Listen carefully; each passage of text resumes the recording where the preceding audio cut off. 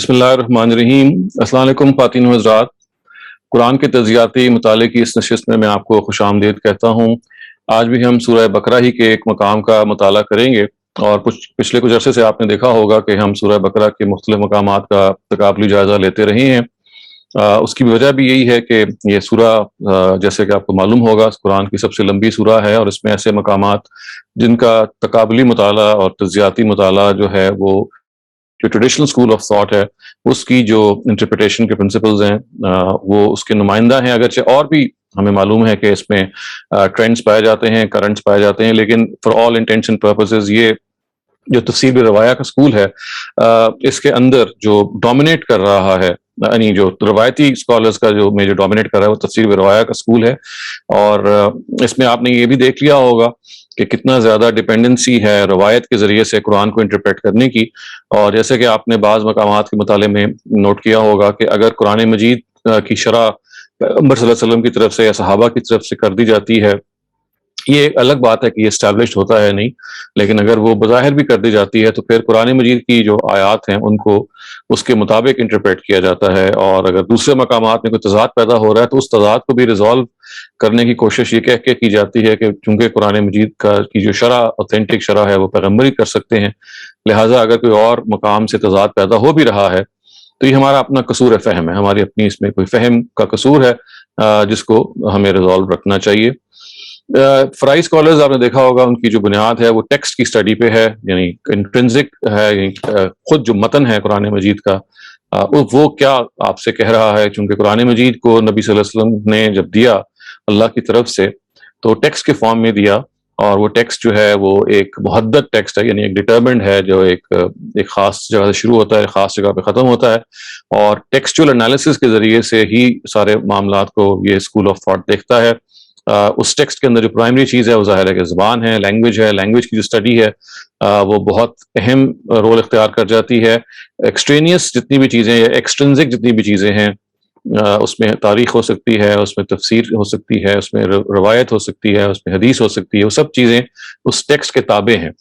تو یہ ایک مارکڈ ڈفرنس ہے اپروچز کا، اور اسی وجہ سے آپ نے دیکھا ہوگا کہ تعویل میں بھی یہ بہت زیادہ واضح فرق پڑ جاتا ہے۔ تاہم چونکہ ہماری اس ایکیڈیمک اسٹڈی کا مقصد یہی ہے کہ ہم ان دونوں اپروچز سے واقف ہوں، اور ہمارے اپنے اندر یہ تجزیاتی جو انالیسس کی صفت ہے اور یہ جو ایک پوری اسکل ہے یہ پیدا ہو، جس میں آپ دونوں سکولز آف تھاٹ کے ذریعے سے جب قرآن کو اپروچ کریں تو آپ کے پاس اتنی نالج ہو کہ وہ مقامات جو ہم شاید یہاں اسٹڈی نہ کریں، یعنی یہاں مقصد اس سیریز کا یہی ہے کہ وہ نمایاں مقامات کو ہم اسٹڈی کریں کہ جہاں پہ تعویل کا بہت نمایاں فرق ہوا ہے، جو لیس پرومیننٹ ہیں تعویل کے فرق کے لحاظ سے، وہ آپ کے لیے پھر آسان ہو جائے گا ان مقامات کا خود مطالعہ کرنا، اور اس کی کوئی انتہا نہیں ہے، آپ آگے سے آگے جا سکتے ہیں۔ اس کورس کا مقصد یہ تھا کہ آپ کے لیے رستہ کھل جائے، کہ آپ کے لیے جو مختلف تفاسیر ہیں وہ آپ کے لیے اجنبی نہ رہیں، وہ ان کے نام اجنبی نہ رہیں، ان کے جو پڑھنے کے اسلوب سے بھی آپ واقف ہو جائیں، اور آہستہ آہستہ آپ کے اندر یہ شوق اور ذوق پیدا ہو کہ آپ اس امت کی پوری جو علمی تاریخ ہے اس سے فائدہ اٹھائیں، کسی ایک فرقے کے یا کسی ایک اپروچ کے اسیر نہ ہوں، ساری اپروچز سے آپ کو واقف ہونا چاہیے۔ یہ آپ کی اپنی رائے پھر بعد میں ہو سکتی ہے کسی ایک اپروچ کے حق میں، لیکن ایسا نہیں ہونا چاہیے کہ آپ چند اپروچز یا ایک اپروچز تک اپنے آپ کو اکتفا کریں، ورنہ یہ علم میں آگے بڑھنے کا ایک بہت بڑا رکاوٹ پیدا ہونے کا اس پہ اندیشہ ہے۔ تو آئیے ہم اب قرآن مجید کے آج کے مقام کا مطالعہ کرتے ہیں۔ میں تھوڑا سا اس کا تعارف کروا دوں۔ آج کی جو آیتیں ہیں یہ طلاق کی جو قرآن مجید میں سورہ بقرہ میں آیات ہیں ان کا تقابلی مطالعہ ہم کریں گے، اور چونکہ اس میں بھی جو تفسیر بالروایہ اسکول میں اور فرائی اسکالرز کے اندر بہت نمایاں اختلاف ہوا ہے طلاق کے حوالے سے، اس کی انٹرپریٹیشن کے حوالے سے، اس کے پروسیجر کے بھی حوالے سے، اور اس کے بارے میں جو انحرافات ہیں ان کو ٹیکل کرنے کے حوالے سے کہ اگر غلط طریقے سے طلاق دی جائے تو پھر کیسے معاملہ کیا جائے گا۔ اور چونکہ یہ ایسی چیز ہے کہ ہمارے ہاں اس کی آئے دن خلاف ورزی بھی ہوتی ہے، اور آئے دن یہ مسئلہ سوسائٹی میں پیدا ہوتا ہے، اور طلاق کے بہت سارے کیسز ایسے ہیں کہ جو اب سوسائٹی میں جو متعارف ہو رہے ہیں، جو سامنے آ رہے ہیں۔ پہلے تو بہت سارے معاملات ایسے تھے جو چھپے رہتے تھے، لوگ پسند نہیں کرتے تھے، لیکن اب سوسائٹی نے ایک اور کروٹ لی ہے، اور اب اس میں کوئی آر نہیں محسوس کی جاتی کہ جتنا جہاں جہاں طلاق ہو رہی ہے، جس وجہ سے ہو رہی ہے، ان کو اوپنلی ان کے وجوہات سامنے آ جاتی ہیں، اور اکثر و بیشتر یہ محسوس ہوتا ہے کہ چیزوں کو ریزالو کیا جا سکتا تھا، لیکن اس سے بھی زیادہ جو اہم بات ہے وہ یہ ہے کہ اگر ریزالو کرنے کے بعد جو طلاق کا جو پروسیجر اپنایا جاتا ہے، اگر اس میں کچھ چیزوں کا لحاظ رکھا جائے، کچھ چیزوں کا خیال رکھا جائے، تو یہ بہرحال ایک معاملہ ایسا پھر بھی کیا جا سکتا ہے طلاق کے باوجود کہ ریکنسیلیشن ہو جائے، اور طلاق کے بعد بھی اگر دوبارہ نکاح کرنے کی نوبت آ سکتی ہے ان میاں بیوی کے لیے، تو یہ دروازہ ہر وقت کھلا رہے، اس کی گنجائش ہر وقت باقی رہے۔ تو آئیے ہم اپنے اس مطالعے کا آغاز کرتے ہیں۔ میں آپ کے سامنے اسکرین شیئر کر رہا ہوں۔ یہ جو آیات ہیں یہ سورہ بقرہ کی 228 سے لے کے 230 آیات، 30 یعنی 3 آیتیں ہیں جن کو ہم پڑھیں گے، اور میں اس کا طریقہ یہ اختیار کروں گا کہ دونوں ترجمے میں ابھی ساتھ ساتھ نہیں پڑھوں گا، بلکہ اس پہلے میں مفتی شفیع صاحب کا ترجمہ پڑھوں گا جو کہ تفسیر بروایا اسکول کا نمائندہ ہے، اور ان کی ہم پوری بات کو پہلے ان کے اپنے الفاظ میں سمجھنے کی کوشش کریں گے۔ ان کا ترجمہ بھی ہم جیسے میں نے کہا میں پڑھوں گا، اور میں ان کی تفسیر سے کچھ آپ کے سامنے اس کا خلاصہ بیان کروں گا، کیونکہ انہوں نے بہت عمدگی سے اور بہت خوبصورت طریقے سے جو پوری اپروچ ہے تفسیر بالروایا اسکول کی، اس کو اپنی تفسیر میں بیان بھی کر دیا ہے، اس کو سمرائز کر دیا ہے، تو اس سے ہمیں اندازہ ہو جائے گا کہ ان آیات کو وہ کیسے سمجھتے ہیں۔ تو بسم اللہ الرحمن الرحیم۔ والمطلقات یتربصن بانفسهن ثلاثة قروء ولا يحل لهن ان يكتمن ما خلق الله في ارحامهن ان كن يؤمن بالله واليوم الاخر وبعولتهن احق بردهن في ذلك ان ارادوا اصلاحا ولهن مثل الذي عليهن بالمعروف وللرجال عليهن الدرجة والله عزيز حكيم۔ یہاں تک کا ترجمہ آپ سماعت فرمائیے۔ پہلے شروع اللہ کے نام سے جو بے حد مہربان نہایت رحم کرنے والا ہے۔ اور طلاق والی عورتیں انتظار میں رکھیں اپنے آپ کو 3 حیض تک، اور ان کو حلال نہیں کہ چھپا رکھیں جو پیدا کیا اللہ نے ان کے پیٹ میں، اگر وہ ایمان رکھتی ہیں اللہ پر اور پچھلے دن پر، اور ان کے خاوند حق رکھتے ہیں ان کے لوٹا لینے کا اس مدت میں اگر چاہیں۔ سلوک سے، اور عورتوں کا بھی حق ہے جیسا کہ مردوں کا ان پر دستور کے مواقع، اور مردوں کو عورتوں پر فضیلت حاصل ہے، فضیلت ہے، اور اللہ زبردست ہے، تدبیر والا ہے۔ اس کے بعد الفاظ ہیں کہ الطلاق مرتان فامساک بمعروف او تسریح باحسان ولا يحل لكم ان تاخذوا مما آتيتموهن شيئا الا ان يخافا الا يقيما حدود الله فان خفتم الا يقيما حدود الله فلا جناح عليهما فيما افتدت به تلك حدود الله فلا تعتدوها ومن يتعد حدود الله فاولئك هم الظالمون فإن طلقها فلا تحل له من بعد حتى تنكح زوجا غيره۔ اس کے بعد یہ فرمایا انہوں نے، اگر ہم پیچھے سے عبارت کو ملا لیں کہ طلاق رجی ہے 2 بار تک، اس کے بعد رکھ لینا موافق دستور کے یا چھوڑ دینا بھلی طرح سے، اور تم کو روا نہیں کہ لے لو کچھ اپنا دیا ہوا عورتوں سے، مگر جبکہ خاوند عورت دونوں ڈریں اس بات سے کہ قائم نہ رکھ سکیں گے حکم اللہ کا۔ پھر اگر تم لوگ ڈرو اس بات سے کہ وہ دونوں قائم نہ رکھ سکیں گے اللہ کا حکمتوں میں کچھ گناہ نہیں، یعنی اللہ کی حکمت اگر وہ برقرار نہیں کر سکتے تو پھر اس پہ کوئی گناہ نہیں ہے، خدا کا حکم اس پہ فوقیت رکھے گا۔ دونوں پر اس میں کہ عورت بدلہ دے کہ چھوٹ جائے، یعنی کچھ اپنے آپ کو فدیے میں دے کے چھڑا لے، مراد یہ ہے۔ یہ اللہ کی باندھی ہوئی حدیں ہیں، سو ان سے آگے مت بڑھو، اور جو کوئی بڑھ چلے اللہ کی باندھی ہوئی حدوں سے سو وہی لوگ ہیں ظالم۔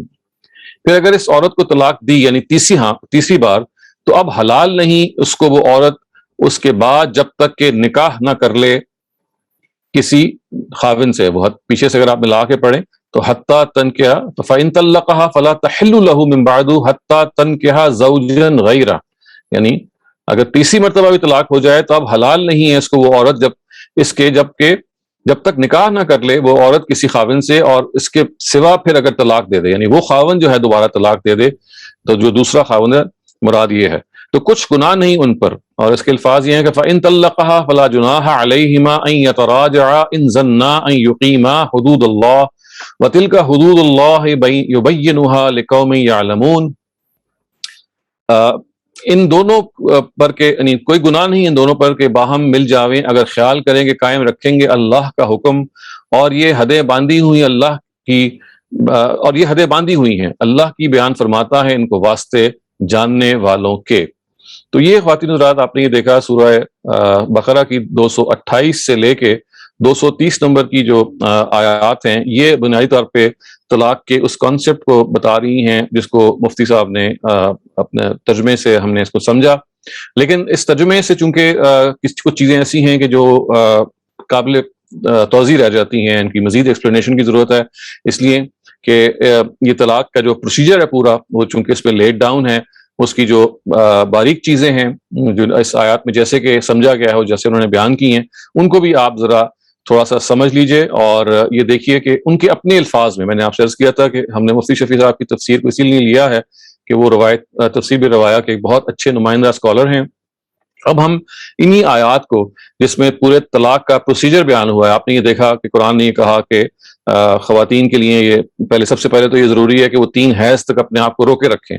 یعنی مطلب کیا ہے کہ اگر طلاق طہر میں جب دی جائے گی اور ایسے طہر میں دی جائے گی جس میں مرد اور خاتون کا تعلق نہیں قائم ہوا، تو اس کے بعد پھر جو 3 حیض ہیں اس تک ایک خاتون کو اپنے آپ کو روکے رکھنا ہے۔ اس دوران پھر یہ بتایا گیا کہ اگر ان کے پیٹ میں کوئی بچے کی نوعیت ہے، یا ظاہر ہے اس زمانے میں چونکہ ایک خاتون کے علم میں آنے کے بعد چھپانا کچھ قدرے آسان بھی ہوتا تھا شروع میں، تو یہ کہا گیا کہ ان کے لیے جائز نہیں ہے کہ اگر ان کو یہ معلوم ہو جائے کہ وہ حمل سے ہیں تو وہ اس کو ڈسکلوز نہ کریں، ان کو لازماً بتانا چاہیے، کیونکہ پھر یہ طلاق کا معاملہ چونکہ ہونے جا رہا ہے تو اب بچے کی آئندہ کی جو مستقبل ہے اس کو بھی طے ہونا ہے، لہٰذا وہ لازماً اس کے بارے میں وہ بتائیں۔ اور پھر یہ بھی کہا گیا کہ اس عدت کی مدت میں، یہ جو 3 ماہ کی مدت ہے جس کو ہم 3 حیض کی مدت کہتے ہیں، یہ بیسکلی عدت کی مدت کہلاتی ہے۔ اور اس عدت کی مدت کے اندر یہ فرمایا یہاں پہ کہ اگر ان کے شوہر ان کو واپس لینا چاہیں، یعنی they would like to hold them back، یعنی وہ اس طلاق کو کینسل کرنا چاہیں، تو پھر یہ ان کو حق حاصل ہے اور اس میں وہ اس میں مردوں کے ساتھ، شوہروں کے ساتھ تعاون کریں۔ اس کے بعد پھر یہ کہا کہ یہ جو طلاق ہے یہ 2 دفعہ دی جا سکتی ہے، یعنی اگر آپ اس کو جیسے کہ انہوں نے بیان کیا، اور اگر آپ نے عدت میں تیسری مرتبہ بھی دے دی تو پھر معاملہ یہ ہوگا کہ جب تک وہ شخص کسی اور سے، یعنی وہ خاتون کسی اور سے شادی نہ کر لے، پھر وہ جس سے شادی کی جائے اس کو اس دوسرے خاوند سے طلاق نہ مل جائے، اس کے بعد ہی وہ جو خاتون ہے وہ پہلے شوہر کے لیے جائز ہوگی۔ یہ بات ہے جو میں نے بہت ہی مختصر طریقے پہ بتائی آپ کو، جیسے کہ تفسیر روایہ کے اسکول کے لوگ بیان کرتے ہیں، وہ اس کو بتائیں گے بھی آپ کو کہ یہ جو طلاق جب دی جاتی ہے تو 1 مرتبہ طلاق دینا حسن ہے، لیکن 2 مرتبہ بھی طلاق اگر دی جائے تو چونکہ قرآن یہ کہتا ہے طلاق مرتان، اس کا مطلب ہے کہ طلاق 2 مرتبہ ہے تو یہ بھی جائز ہے۔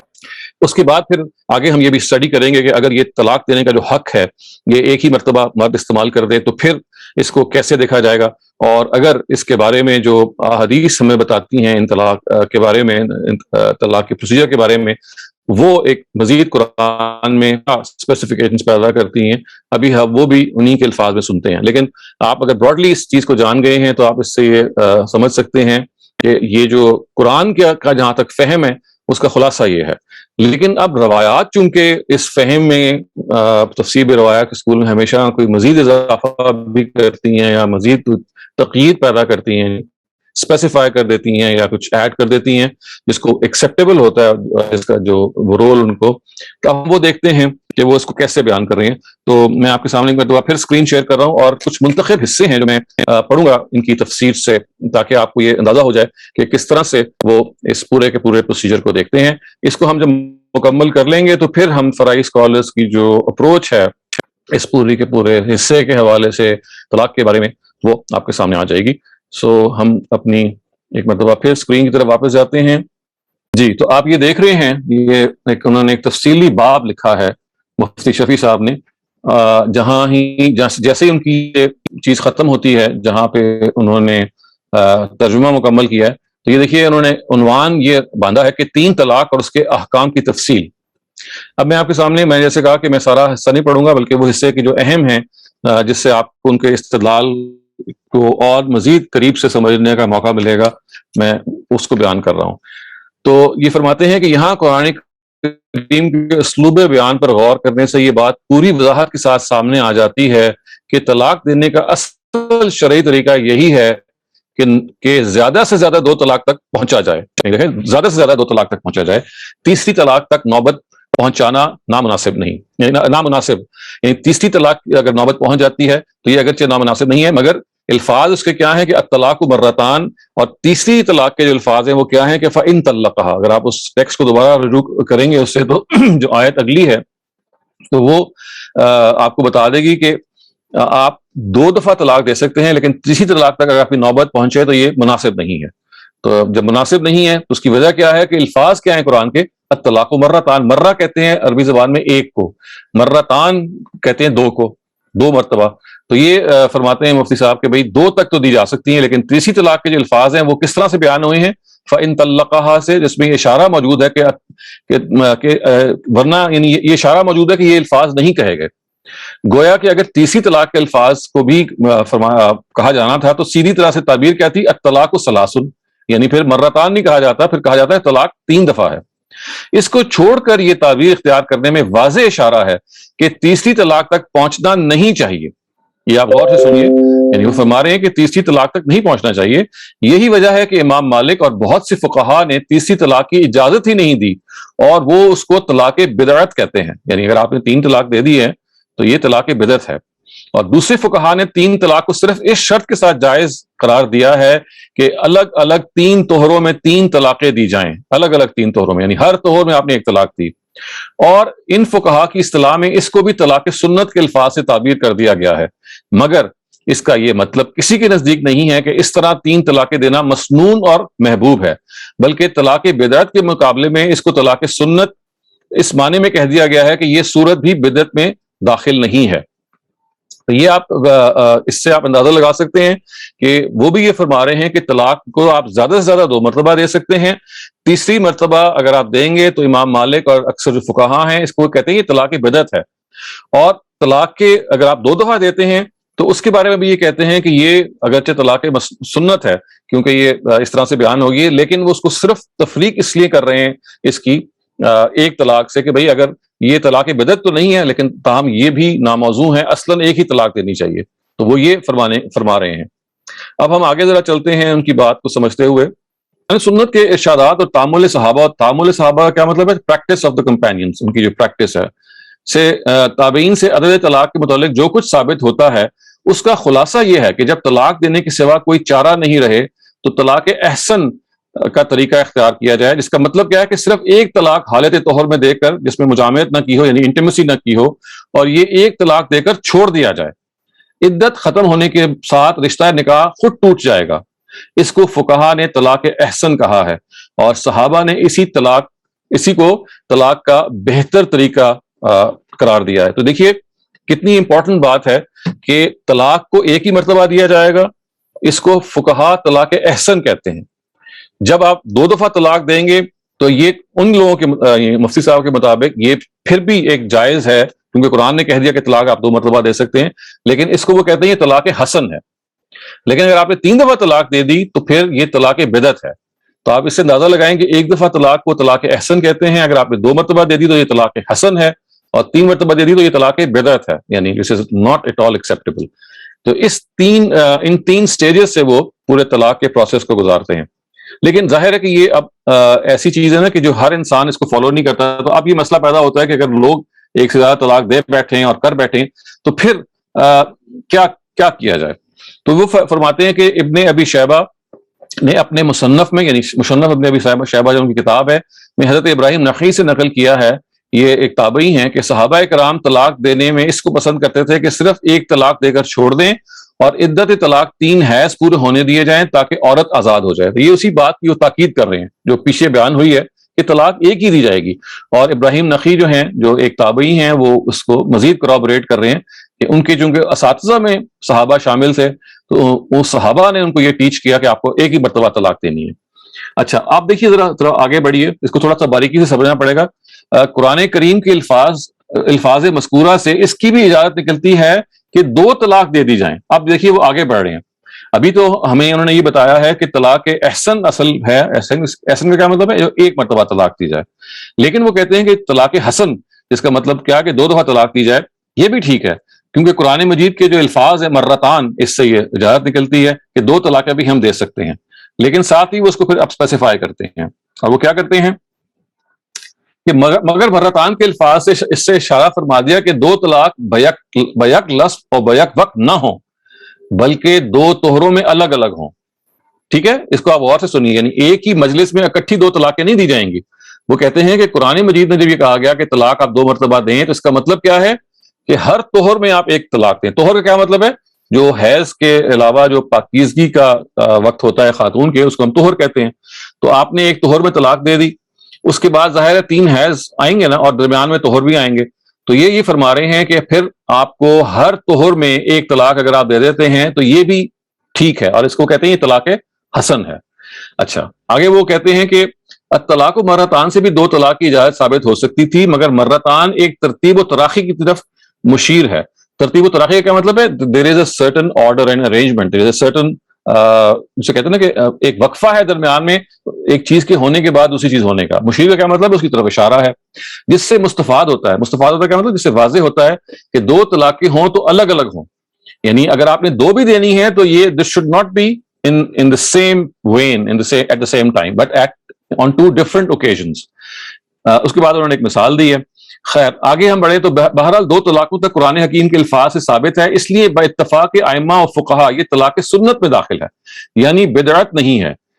تیسری طلاق کے غیر مستحسن ہونے کی طرف تو خود اسلوب قرآن میں واضح اشارہ پایا جاتا ہے، اس کے غیر مستحسن ہونے میں کسی کا بھی اختلاف نہیں ہے. تو یہ دیکھیے امپورٹنٹ بات ہے کہ جو لوگ یہ کہتے ہیں کہ 3 مرتبہ طلاق دی جائے یا ایک ہی دفعہ 3 طلاقیں دے دی جائیں، جیسے کہ ہمارے یہاں اکثر یہ پریکٹس ہوتی ہے، تو یہ مفتی صاحب اس کی نفی کر رہے ہیں. وہ یہ کہہ رہے ہیں کہ اگر آپ نے 2 بھی دینی ہے تو they have to be in separate occasions, اور اگر آپ 3 دفعہ طلاق دے بیٹھتے ہیں تو اس کے بارے میں تو یہ کہتے ہیں کہ اس کے بارے میں سب کا اتفاق ہے، ان تمام لوگوں کا اتفاق ہے کہ غیر مستحسن ہے، this is not at all recommended. اور پھر یہ کہتے ہیں کہ حدیث میں، اب یہ دیکھیے حدیث میں وہ اس بات سے کو موقع کر رہے ہیں کہ جو قرآن میں بات بیان ہوئی ہے نا کہ جو تیسری طلاق اگر آپ دے دیتے ہیں تو پھر آپ کو ایک پورے کا پورا ہفت خان ہے جو طے کرنا پڑے گا، اس کو وہ حدیث سے موقع کر رہے ہیں. اور کیا فرما رہے ہیں کہ حدیث میں رسول اللہ علیہ وسلم کے ایک ارشاد سے تیسری طلاق کا مبغوض و مکروہ ہونا ثابت ہے. چنانچہ امام نسائی نے بروایت محمود بن لبید نقل کیا ہے. اب یہ محمود بن لبید کی طرف سے بات بیان ہو رہی ہے کہ نبی صلی اللہ علیہ وسلم نے فرمایا کہ ایک آدمی کے متعلق خبر دی گئی جس نے اپنی بیوی کو ایک ساتھ 3 طلاقیں دی تھیں. آپ غصہ ہو کر کھڑے ہو گئے، یعنی نبی صلی اللہ علیہ وسلم، اور فرمایا کیا اللہ کی کتاب کے ساتھ کھیلا جاتا ہے حالانکہ میں تمہارے درمیان موجود ہوں؟ اتنے میں ایک آدمی کھڑا ہو گیا اور کہنے لگا اے اللہ کے رسول، کیا میں اس کو قتل نہ کر دوں؟ مطلب یہ کہ جس نے یہ غلط حرکت کی ہے اس کو میں مار نہ دوں. تو گویا کہ یہاں وہ یہ بتا رہے ہیں کہ تیسری طلاق یا ایک ہی مجلس میں جو 3 طلاقیں اگر آپ نے دے دی ہیں تو پھر یہ معاملہ ایسا نہیں ہے کہ جس کو پیغمبر نے پسند کیا، بلکہ انہوں نے یہ الفاظ کہے کہ آیلعبوا بکتاب اللہ وانا بین اظہرکم، یعنی کیا اللہ تعالیٰ کی کتاب سے کھیل کھیلا جا رہا ہے اور میں ابھی تمہارے سامنے موجود ہوں. میں ابھی، میرے بعد تو جو ہوگا سو ہوگا، میرے سامنے ہی آپ اللہ تعالیٰ کی کتاب کے ساتھ کھیل رہے ہیں. کتاب نے تو ہرگز ہی حکم نہیں دیا کہ آپ 3 دفعہ طلاق دیں. آپ کو تو اگر یہ کام کرنا ہے تو کم سے کم اس کا پاس کریں کہ وہ پیغمبر آپ کے سامنے کھڑا ہے جس سے آپ کو بالکل مختلف بات بتا رہا ہے. اسی وجہ سے دیکھیے کہ امام مالک اور بعض دوسرے فقہا نے تیسری طلاق کو مطلقاً ناجائز اور طلاق بدعت قرار دیا ہے. دوسرے ائمہ نے 3 طہروں میں 3 طلاقوں کو اگرچہ طلاق سنت میں داخل کہہ کر طلاق بدعت سے نکال دیا ہے، مگر اس کے بھی غیر مستحسن ہونے میں کوئی اختلاف نہیں ہے. یہ وہ ہے امپورٹنٹ بات کہ دیکھیے مفتی صاحب یہ کہہ رہے ہیں کہ اگر آپ نے 3 طلاقیں دے دی ہیں اور 3 الگ الگ طہروں میں دے دی ہیں، جیسے کہ کہا گیا کہ اگر آپ نے 3 طلاقیں دے دی ہیں، وہ کہتے ہیں یہ بھی غیر مستحسن ہے، یعنی آپ کو طلاق ایک ہی مرتبہ دینی ہے. 2 کی گنجائش انہوں نے نکالی کہ کیونکہ قرآن مجید نے کہا ہے، لیکن وہ 2 بھی کب ہوں گی کہ وہ الگ الگ طہروں میں ہوں گی. اور پھر وہ کہتے ہیں کہ جس نے 3 طلاقیں دے دی ہیں اس کو اگر امام مالک نے اور بعض دوسرے فقہا نے یہ کہا ہے کہ یہ طلاق بدعت ہے، لیکن وہ یہ کہتے ہیں کہ بعض اور فقہا نے یہ کہا ہے کہ اچھا اگر آپ 3 دفعہ بھی دیں گے تو چونکہ 3 حیض کے ساتھ 3 طہر لگے ہوئے ہیں نا، ہر عدت میں 3 طہر آئیں گے، تو وہ یہ کہتے ہیں کہ پھر ہر 3 طہروں میں وہ طلاق جو ہے الگ الگ بولی جائے گی اور الگ الگ بولنے کے نتیجے میں پھر وہ مؤثر ہوگی. لیکن یہ کہتے ہیں کہ اس کو بھی غیر مستحسن، یعنی this is not at all commendable, کسی بھی لحاظ سے اس کو پسند نہیں کیا گیا، گوارا کیا گیا ہے. تو یہ دیکھیے کہ یہ انڈر لائن ایک انڈر پننگ ہے اس کی پوری بات کی جو ہمیں سمجھنی چاہیے.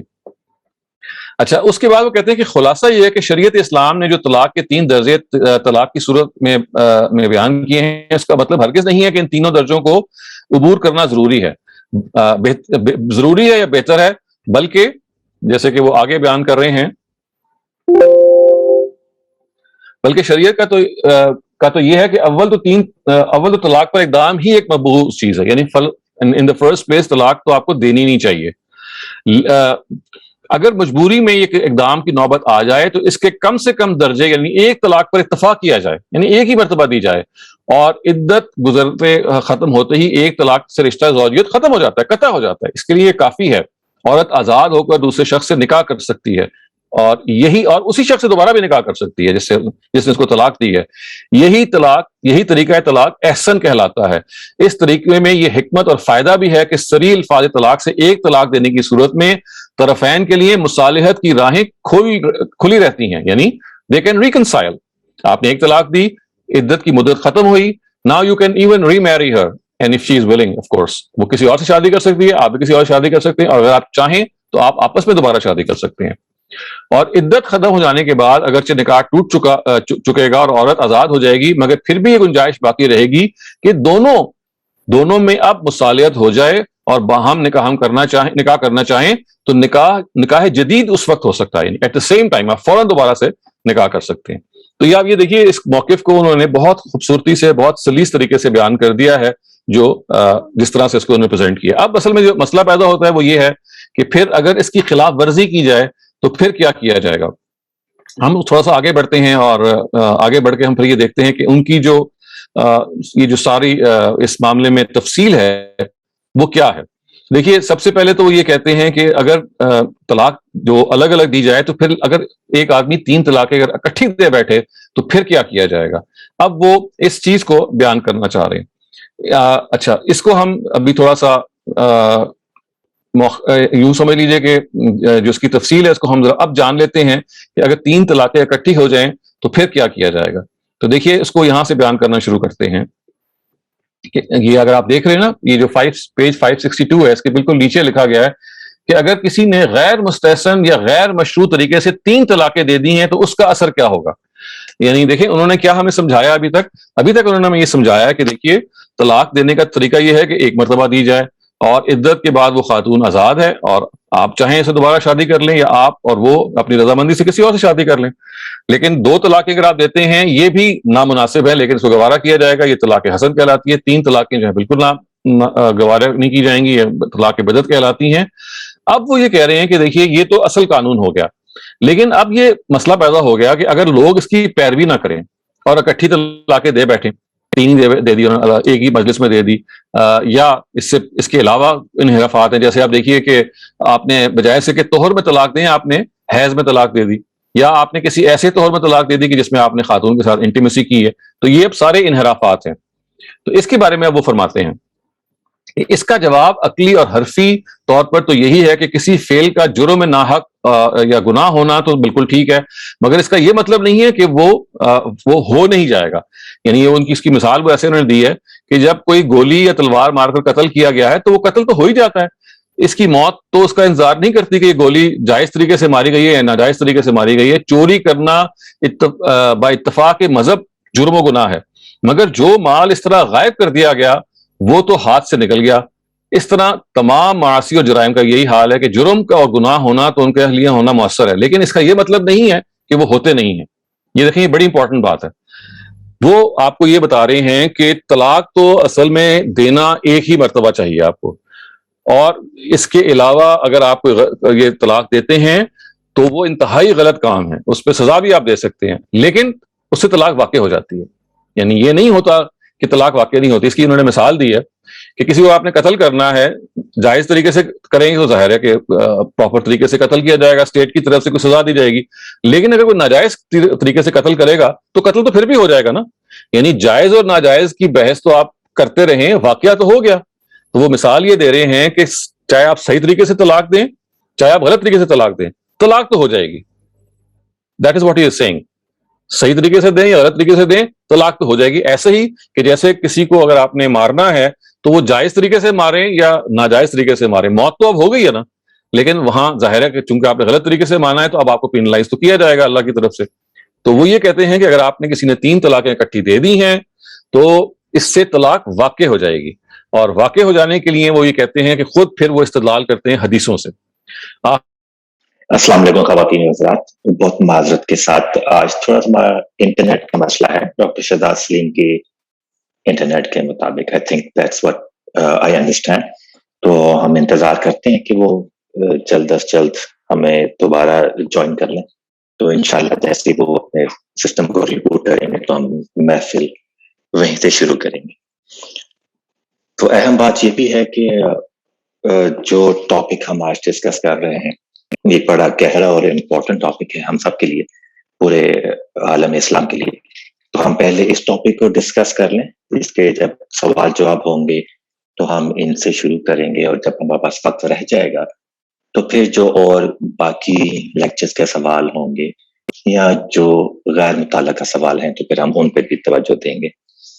تو آپ کے صبر کا اور کوآپریشن کا بہت بہت شکریہ. ہم ابھی سے انتظار کریں گے. Thank you. معاف کیجیے گا, لگتا ہے ہمارا رابطہ منقطع ہو گیا تھا, یہ دوبارہ سے اب بحال ہو گیا. تو میں یہ عرض کر رہا تھا کہ ہمارے جو تفسیر روایہ کے جو اسکالرز ہیں وہ یہ کہتے ہیں کہ طلاق کا جو صحیح طریقہ ہے وہ تو یہی ہے کہ ایک مرتبہ دی جائے.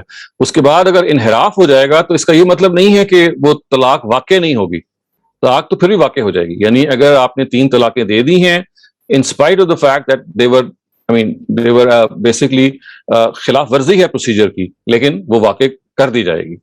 اور اس کی انہوں نے مثال اس سے دی ہے کہ اگر کسی کو قتل کیا جائے گا تو جائز قتل اور ناجائز قتل سے قتل تو نہیں رکے گا, بندہ تو فوت ہو جائے گا, بندہ تو مر جائے گا. تو اسی طرح سے وہ کہتے ہیں کہ طلاق تو ہو جائے گی, البتہ یہ بحث ضرور رہے گی کہ غلط طریقے سے دی گئی ہے, لہٰذا اس کے بارے میں کوئی پینلٹی ہو سکتی ہے یا اس پہ مزید کوئی گفتگو ہو سکتی ہے. اس کو وہ کہتے ہیں کہ 3 روایتوں سے ثابت ہوتا ہے.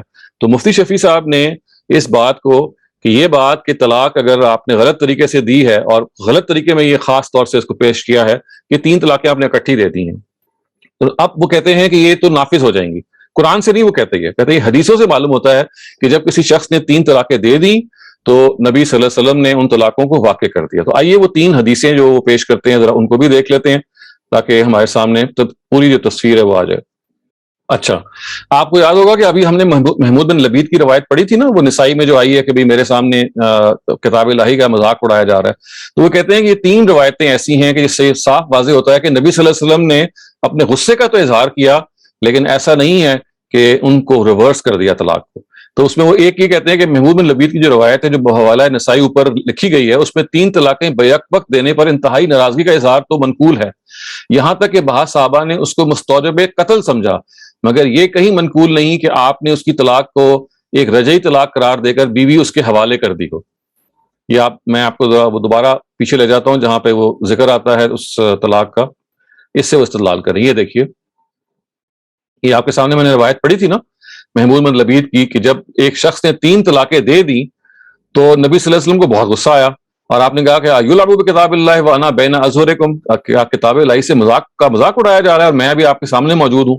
تو یہ کہتے ہیں کہ دیکھیے یہاں اگر تو یہ طلاق غلط ہوتی, یعنی مطلب اس کو نافذ نہ کیا ہوتا, تو نبی صلی اللہ علیہ وسلم نہ صرف یہ غصے کا اظہار کرتے بلکہ یہ کہتے, غصے کا تو اظہار انہوں نے کیا لیکن یہ نہیں کہا کہ بھئی تم نے غلط طریقے سے طلاق دی ہے لہٰذا واقع نہیں ہوئی ہے.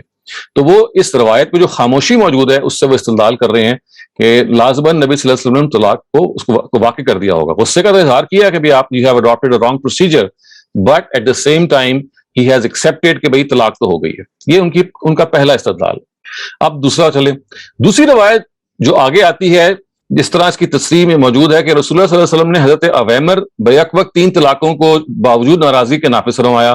اسی طرح مذکورہ حدیث میں محمود بن لبید کے متعلق قاضی ابو بکر ابن عربی نے الفاظ بھی نقل کیے ہیں کہ حضرت صلی اللہ علیہ وسلم نے حضرت عویمر کو کی 3 طلاقیں کی طرح اس کی بھی 3 طلاقوں کو نافذ فرمایا, اور ان کے الفاظ یہ ہیں کہ رسول اللہ صلی اللہ علیہ وسلم نے اسے رد نہیں کیا بلکہ اس سے نافذ فرمایا, جیسا کہ عویمر اجلانی کی لعان والی حدیث میں ہے, آپ نے ان کی 3 طلاقوں کو نافذ کر دیا تھا اور رد نہیں کیا تھا. یہ استنباط کو بیان کر رہے ہیں, یہ ایسا نہیں ہے کہ کوئی الفاظ جو روایت میں نقل ہوئے ہیں, بلکہ قاضی ابو بکر ابن عربی جو کہ ایک مالکی فقیہ ہیں وہ یہ کہتے ہیں کہ دیکھیے یہ جو محمود بن لبید کی روایت جو بھی ہم نے گزری ہے نا، جس کو میں نے ابھی آپ کے سامنے پڑھا ہے، اس کے بارے میں وہ یہ کہہ رہے ہیں کہ اس کو اس نے نافذ کر دیا تھا. He had actually implemented them.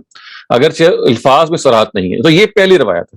آپ کو یاد ہے میں ابھی آپ کو میں نے بتایا تھا کہ 3 روایتوں سے وہ استدلال کرتے ہیں کہ بھئی نبی صلی اللہ علیہ وسلم نے ان 3 روایتوں کی بنیاد پر اگر غلط طریقے سے طلاق دے دی گئی ہے تو اس کو مان لیا ہے. اب وہ کہتے ہیں کہ دوسری حدیث حضرت عائشہ صدیقہ کی بخاری میں ان الفاظ میں موجود ہے. یہ اب دوسری حدیث بیان کر رہے ہیں، اور وہ کیا ہے کہ ایک آدمی نے اپنے بیوی کو 3 طلاق دی، اس عورت نے دوسری جگہ نکاح کیا تو اس طرح شوہر نے بھی اسے طلاق دے دی. نبی صلی اللہ علیہ وسلم سے پوچھا گیا کہ کیا یہ عورت پہلے شوہر کے لیے حلال ہے؟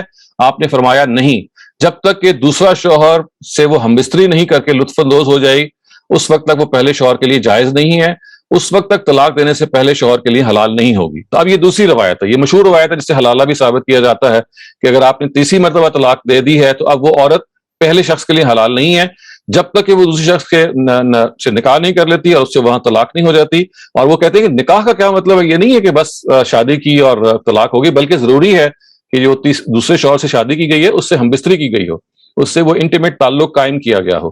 تو اب وہ یہ کہتے ہیں کہ دیکھیے یہاں اس سے بھی یہ معلوم ہو جاتا ہے کہ وہ جو پہلے شوہر کے لیے وہ حلال نہیں ہے، یعنی طلاق کو واقع کر دیا گیا ہے. الفاظ روایت سے ظاہر ہے کہ یہ تینوں طلاق بیک وقت دی گئی تھیں. شروع حدیث فتح الباری جو ایک ظاہر ہے کہ عمدۃ القاری قسطلانی وغیرہ یہ تینوں جو ہے نا بخاری کی شرح ہیں، ان سے روایت کا مفہوم یہی قرار دیا ہے کہ بیک وقت 3 طلاقیں دی تھیں، اور حدیث میں یہ فیصلہ مذکور ہے کہ رسول اللہ صلی اللہ علیہ وسلم نے ان 3 طلاقوں کو نافذ کر دینے کا حکم دیا جب تک شوہر ثانی سے ہم بستری اور صحبت نہ ہو جائے تو اس کے طلاق دینے سے شوہر اول کے لیے حلال نہیں ہوگی. تو وہ یہ کہتے ہیں کہ یہ دوسری روایت ہے کہ جس میں ایک شخص نے 3 مرتبہ اکٹھی طلاق دے دی تو آپ نے یہ کہا کہ یہ اب دوسرے شوہر سے پہلے ہم بستری کرے گی پھر یہ واپس آئے گی. تو اگین وہ یہی کہتے ہیں کہ دیکھیے نبی صلی اللہ علیہ وسلم نے 3 طلاقوں کو نافذ کر دیا. یہ دوسری روایت ہے.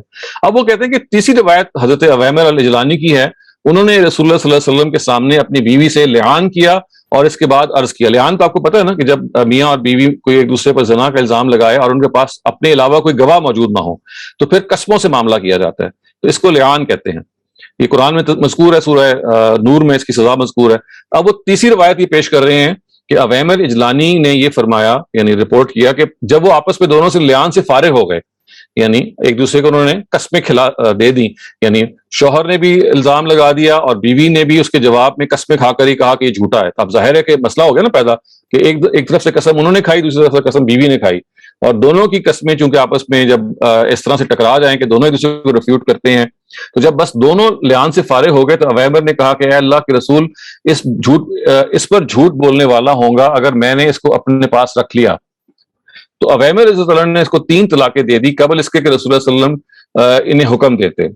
اور ابو ذر نے اس واقعے کو بروایت حضرت سہل بن سعد نقل کر کے الفاظ نقل کیے ہیں. تو رسول اللہ صلی اللہ علیہ وسلم نے اسے نافذ فرما دیا اور رسول اللہ صلی اللہ علیہ وسلم کے سامنے جو کچھ پیش آیا تھا وہ سنت قرار پایا. سعد فرماتے ہیں کہ اس موقع میں رسول اللہ صلی اللہ علیہ وسلم کے پاس میں حاضر تھا. یہ سعد بن معاذ یا سعد بن عبادہ میں سے ایک سعد ہیں جو آپ کو پتہ ہے اوس اور خزرج کے جو لیڈر ہیں ان کی طرف اشارہ ہے.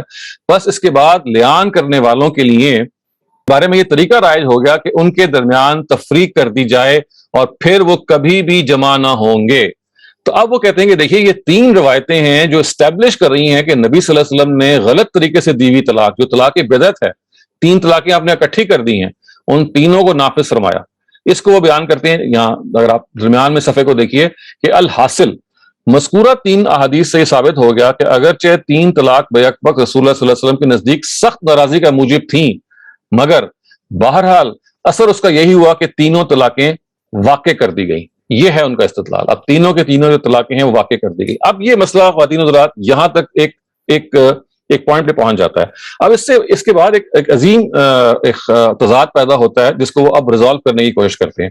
وہ یہ کہتے ہیں کہ عبداللہ ابن عباس نے حضرت عمر سے جب ایک نقل کیا ہے، ان کی طرف سے ایک روایت نقل کی ہے، اور وہ یہ ہے کہ نبی صلی اللہ علیہ وسلم کے زمانے میں 3 طلاقوں کو ایک قرار دیا جاتا تھا. ذرا اس کو بھی سن لیجئے، یعنی یہ بالکل الٹ بات ہے.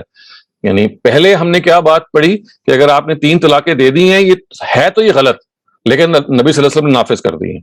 لیکن اب ایک اور مسئلہ پیدا ہو گیا. وہ یہ کہتے ہیں کہ مذکورۃ الصدر تحریر سے یہ ثابت ہوا کہ بیک وقت 3 طلاق کو 3 قرار دینا خود نبی صلی اللہ علیہ وسلم کا فیصلہ تھا، یہ تو بات واضح ہوگی. مگر یہاں ایک اشکال حضرت فاروق اعظم کے ایک واقعے سے پیدا ہوتا ہے جو مسلم میں بیان ہوا ہے اور اکثر کتب حدیث میں بھی منقول ہے. اب اس کے الفاظ سن لیجئے، اور وہ کیا ہیں. حضرت عبداللہ بن عباس سے روایت ہے کہ رسول اللہ صلی اللہ علیہ وسلم کے زمانے میں اور حضرت ابوبکر کے عہد خلافت میں اور حضرت عمر کی خلافت کے ابتدائی 2 سالوں میں طلاق کا یہ طریقہ تھا کہ 3 طلاقوں کو ایک قرار دیا جاتا تھا. تو حضرت عمر نے فرمایا کہ لوگ جلدی کرنے لگے ہیں ایک ایسے معاملے میں جس میں ان کے لیے مہلت تھی تو مناسب ہوگا، ہم اس کو اس پر نافذ کر دیں گے. تو آپ نے اس پر نافذ کر دیا. گویا کہ حضرت عمر نے یہ کہا کہ ہم میرے سے پہلے تک تو یہ طریقہ تھا کہ لوگ اگر 3 طلاقیں دے دیتے تھے تو اس کو ایک شمار کیا جاتا تھا، لیکن میں نے یہ دیکھا ہے کہ لوگ اب اس کو مس یوز کر رہے ہیں کہ 3 طلاقوں کو دے دیتے ہیں، پھر بعد میں کہتے ہیں کہ نہیں جی میری مراد یہ نہیں تھی اور فلاں تھی. اور اب وہ کہتے ہیں کہ لوگ چونکہ اس طلاق کے پروسیجر کو مس یوز کر رہے ہیں تو اب کسی نے اگر 3 کہی ہیں تو میں 3 نافذ کروں گا. تو یہ وہ مسئلہ ہے جس میں وہ کہتے ہیں کہ دیکھیے ایک عظیم تضاد پیدا ہو گیا. آپ سمجھ رہے ہیں نا، یعنی ہمیں ایک طرح کی جو روایاتی کیٹیگری ہے وہ یہ بتاتی ہے کہ 3 طلاقیں اگر دے دیں تو نبی صلی اللہ علیہ وسلم نے اس کو ناپسند تو قرار دیا لیکن نافذ کر دیا. ٹھیک ہے. اب وہ کہتے ہیں کہ عبداللہ ابن عباس نے اس سے بالکل ایک اور مختلف بات بیان کر دی ہے. وہ کیا بات ہے؟ وہ یہ کہ حضرت عمر تو الٹ بات کہہ رہے ہیں. حضرت عمر تو یہ کہہ رہے ہیں کہ نبی صلی اللہ علیہ وسلم کے زمانے میں اور حضرت ابوبکر کے زمانے میں 3 طلاقیں جو شخص دیتا تھا اس کو ایک شمار کیا جاتا تھا. This is entirely an opposite report. یعنی پروفٹ نے تو جیسے ہم نے 3 حدیثیں پہلے پڑھی اس میں تو یہ کہا گیا کہ تینوں طلاقیں اگر آپ نے 3 دے دی ہیں ایک وقت میں تو نافذ کر دی. یہ روایت یہ کہہ رہی ہے کہ حضرت فاروق سے حضرت عبداللہ ابن عباس یہ روایت کر رہے ہیں کہ نبی صلی اللہ علیہ وسلم کے زمانے میں، حضرت ابوبکر کے زمانے میں اور خود حضرت عمر جہاں کھڑے ہیں اس وقت زمانے میں اس وقت تک 3 طلاقیں اگر کوئی شخص دیتا تھا تو اس کو ایک قرار دیا جاتا تھا. تو دیکھا آپ نے، تو اس سے تضاد پیدا ہو گیا کہ وہ 3 کو 3 شمار کر رہے تھے اور نافذ کر رہے تھے. روایت یہاں یہ کہہ رہی ہے، ایک دوسری روایت عبداللہ ابن عباس کی حضرت عمر سے ہے کہ نہیں وہ 3 کو ایک شمار کرتے تھے، یعنی ایک شمار کیا جاتا تھا ان 3 کو. اور اب چونکہ ایک شمار کیا جا رہا ہے تو سوال یہ پیدا ہو گیا کہ پھر وہ بات ٹھیک ہے یا یہ بات ٹھیک ہے. یہ مفتی صاحب نے ظاہر ہے اس تضاد کو انہوں نے اچھی طرح سمجھ لیا کہ تضاد تو ہے، دونوں باتیں بیک وقت ٹھیک نہیں ہو سکتی. اب اس کا وہ ایک جواب دیتے ہیں. اس جواب کو بھی آپ سمجھ لیجئے تاکہ اس سے آپ تسلی سے یہ دیکھ سکیں کہ وہ تطبیق کیسے پیدا کرتے ہیں. ہاں یہ دیکھیے، یہ پیج 566 کے آخر میں آپ دیکھیے وہ کہتے ہیں کہ اب یہ میں درمیان کا جو حصہ ہے وہ کچھ تفصیل ہے وہ آپ خود بھی پڑھ سکتے ہیں، کوئی اتنی ایسی نہیں ہے کہ جو ہماری بحث سے ڈائریکٹلی اس پر ریلیونٹ ہے. تو یہ پیج 566 کے بالکل نیچے آپ دیکھیے وہ کہتے ہیں کہ علمی اور نظری طور پر یہاں 2 سوال پیدا ہوتے ہیں. یہ وہی تضاد جو میں نے بھی آپ کو بتایا نا اس کی طرف اشارہ کر رہے ہیں. 2 سوال پیدا ہوتے ہیں. اول یہ کہ سابقہ تحریر میں متعدد روایات حدیث کے حوالے سے یہ ثابت ہو چکی ہے، یہ روایت بات ثابت ہو چکی ہے کہ 3 طلاقیں بیک وقت دینے والے پر خود رسول اللہ صلی اللہ علیہ وسلم نے 3 طلاقوں کو نافذ کر دیا. ٹھیک ہے نا، یہ وہی 3 حدیثیں ہیں جو انہوں نے بیان کی. اس کو رجت یا نکاح تجدید یا نکاح جدید کی اجازت نہیں دی، یعنی لوٹانے کی اجازت نہیں دی. پھر اس واقعے میں حضرت عبداللہ ابن عباس کے اس کلام کا کیا مطلب ہوگا کہ عہد رسالت میں اور عہد صدیقی میں اور 2 سال تک عہد فاروقی میں 3 طلاق کو ایک ہی مانا جاتا رہا اور فاروق اعظم نے 3 طلاقوں کا فیصلہ فرما دیا. گویا کہ وہ یہ کہہ رہے ہیں کہ ہاؤ از اٹ پاسبل کہ ایک طرف تو 3 کو 3 شمار کر کے علیحدگی قرار دیا نبی صلی اللہ علیہ وسلم نے، اور عبداللہ ابن عباس کا اثر یہ بتا رہا ہے کہ وہ حضرت عمر سے روایت کرتے ہوئے یہ کہہ رہے ہیں کہ نبی صلی اللہ علیہ وسلم کے زمانے میں جب 3 طلاقیں دی جاتی تھیں، حضرت ابوبکر کے زمانے میں اور حضرت عمر کے زمانے کے 2 سال تک تو ان کو ایک شمار کیا جاتا تھا. یہ ایک تضاد پیدا ہوا. پھر وہ اگلا سوال اٹھاتے ہیں، کہتے ہیں کہ دوسرا سوال یہ ہے کہ اگر واقعہ اسی طرح تسلیم کر لیا جائے کہ عہد رسالت عہد صدیقی میں 3 طلاق کو ایک مانا جاتا تھا تو فاروق اعظم نے اس کو کیسے بدل دیا، اور بالفرض ان سے غلطی بھی ہوئی ہے تو تمام صحابہ نے اس کو کیسے تسلیم کر لیا. تو یہ آپ دیکھ لیں کہ یہ دونوں بڑے جینوئن کوسچنز ہیں. پہلی بات تو یہ کہ 2 اپوزٹ رپورٹس ہیں. دوسری بات یہ کہ اگر ہم یہ مان لیں کہ پہلے جو ہیں وہ 3 طلاقیں دی جاتی تھیں اور ان کو نافذ کیا جاتا تھا یا ان کو ایک مانا جاتا تھا، اب حضرت عمر نے اس کو پھر یہ جرت کیوں کی ان کے مطابق کہ بھئی انہوں نے کہا کہ اب کوئی اگر طلاق دے گا تو میں 3 کو 3 شمار کروں گا. پوری بات تو یہ ہے نا، یعنی عبداللہ ابن عباس کا جو اثر ہے وہ یہ کہہ رہا ہے کہ پہلے 3 طلاقوں کو ایک شمار کیا جاتا تھا. عمر یہ کہہ رہے ہیں مجھ سے پہلے لوگ اس اجازت کا برا فائدہ اٹھا رہے ہیں، غلط فائدہ اٹھا رہے ہیں. اب اگر کسی نے 3 طلاقیں دی تو میں ان کو 3 ہی نافذ کروں گا. تو اس پر مفتی صاحب یہ سوال اٹھا رہے ہیں کہ حضرت عمر نے یہ کام کیوں کیا کیونکہ اگر ایک کام نبی صلی اللہ علیہ وسلم نے کیا اور 3 کو 1 شمار کیا, اور حضرت ابوبکر نے بھی یہی کیا, اور حضرت عمر کے بھی 2 سال تک ایسا ہی ہوتا رہا, تو now suddenly how does he have the authority to make those 3 verses as 3 divorces as 3؟ وہ کہتے ہیں یہ تو ممکن نہیں ہے, اس لیے کہ اجماع اگر نقل یہ ہو رہا ہے کہ 3 کو 1 قرار دیا جا رہا ہے, تو اب اتھارٹی حضرت عمر کے پاس تو نہیں ہے کہ اس کو وہ اوور ٹرن کر سکیں. تو یہ ظاہر ہے ایک بڑا ایک پرٹننٹ دونوں کوشچنز ہیں, دونوں تضادات ہیں. اب دیکھیے اس کا وہ کیا جواب دیتے ہیں, کیونکہ اس جواب سے پھر آپ کو تفسیر بھی روایہ اسکول کی جو پوری میتھڈالوجی ہے وہ آپ کو بڑی اچھی طرح سمجھ میں آ جائے گی. یہ دیکھیے اب اس کا جواب دے رہے ہیں, ہم اس جواب کو دیکھ رہے ہیں. ان دونوں سوالوں کے حضرات فقہا و محدثین نے مختلف جوابات دیے ہیں, یعنی ظاہر ہے بڑے پرٹننٹ کوشچنز ہیں. ان میں صاف اور بے تکلف جواب وہ ہے جس کو امام نووی نے شرح مسلم میں اصح کہہ کے نقل کیا. اصح کیا مطلب ہے؟ the most correct. تو یہ امام نووی جو ہیں یہ مسلم کے شارح ہیں, وہ کہتے ہیں کہ اس کے بہت سارے سوال ہو سکتے ہیں, لیکن مفتی صاحب کہتے ہیں کہ انہوں نے جو جواب دیا ہے that is the most correct. اور وہ کیا ہے کہ فاروق اعظم کا یہ فرمان اور صحابہ کرام کا اجماع طلاق ثلاث کی ایک خاص صورت سے متعلق قرار دیا جائے, یعنی this is not meant for all the cases. اور وہ کیا ہے کہ کوئی شخص 3 مرتبہ تجھ کو طلاق کہے, اور یا یہ کہے کہ میں نے طلاق دی, گویا کہ طلاق کا جو ورڈ ہے وہ 3 الگ الگ ورڈز میں استعمال کرے. یہ نہ کہے کہ میں تمہیں 3 طلاقیں دے رہا ہوں, یہ نہیں کہے, بلکہ وہ کہے میں نے تمہیں طلاق دی, میں نے تجھ کو طلاق دی, یعنی طلاق کا ورڈ سیپریٹلی ریپیٹڈ ہے, یہ ایک اور چیز ہے. اور یہ کہنا کہ میں نے تم کو 3 طلاقیں دی, یہ ایک اور چیز ہے. تو وہ کہتے ہیں کہ اصل میں یہ جو حضرت فاروق اعظم کا جو فرمان ہے کہ 3 کو 1 قرار دیا جاتا تھا, وہ اس سے متعلق ہے کہ کوئی شخص نے یہ کہا ہو کہ میں نے تمہیں طلاق دی, گویا کہ ورڈ کو 3 مرتبہ ریپیٹ کیا ہو. وہ کہتے ہیں کہ ایسی صورت کہ اس کے معنی 2 احتمال ہوتے ہیں. جب یہ صورت ہو نا کہ آدمی لفظ کو الگ الگ 3 مرتبہ دہرا رہا ہے, تو دیر آر 2 possibilities. ایک یہ کہ کہنے والے نے 3 طلاق دینے کی نیت سے الفاظ کہے ہوں, یعنی مطلب کیا ہے کہ ہاں میری انٹینشن تھی کہ میں آپ کو 3 طلاق دے رہا ہوں. اور دوسرے یہ کہ 3 مرتبہ محض تاکید کے لیے مقرر کہا ہو. مقرر کیا مطلب؟ ریپیٹڈ کہا ہو, یعنی اس کی طلاق کی نیت نہیں ہوگی, لیکن he just wanted out of his compassion. ہوتا نا کہ آپ کو ایک چیز کو ایمفسائز کرنا ہے, اس نے آپ نے کیا اس کو 3 مرتبہ دیا, آپ کی مراد ایک تھی. آپ کہتے ہیں کہ یہ ظاہر ہے کہ نیت کا علم کہنے والے ہی کے اقرار سے ہو سکتا ہے. تو اسی وجہ سے رسول اللہ صلی اللہ علیہ وسلم کے عہد مبارک میں صدق و دیانت عام اور غالب تھی, یعنی لوگ سچے ہوتے تھے. اگر ایسے الفاظ کہنے کے بعد کسی نے یہ بیان کہہ دیا یا بیان دے دیا جی کہ میری نیت تو اس میں 3 کی نہیں تھی بلکہ 1 طلاق کی تھی, تو نبی صلی اللہ علیہ وسلم اس سے حلفی بیان لیتے تھے اور تصدیق فرماتے تھے اور اس کو 1 ہی قرار دیتے تھے. اب آپ دیکھیے وہ اس کی پہلے کی توجیہ انہوں نے کر دی کہ انہوں نے یہ کہا کہ دیکھیے جو آدمی یہ کہتا ہے کہ نبی صلی اللہ علیہ وسلم نے 3 کو 3 قرار دیا, وہ بالکل ٹھیک کہتا ہے. یہ جو 3 کو 1 قرار دینے والا ہے یہ صرف ایک خاص کیس ہے. اور وہ کون سا کیس ہے کہ جس میں ایک آدمی نے صرف ایمفسائز کرنے کے لیے کہا ہو میں نے تمہیں طلاق دی, یعنی 3 مرتبہ سیپریٹلی ریپیٹ کیا ہو. پھر وہ کہتے ہیں کہ اس کی تصدیق حضرت رکانہ ابن عبد یزید کی وہ مشہور حدیث سے بھی ہو جاتی ہے.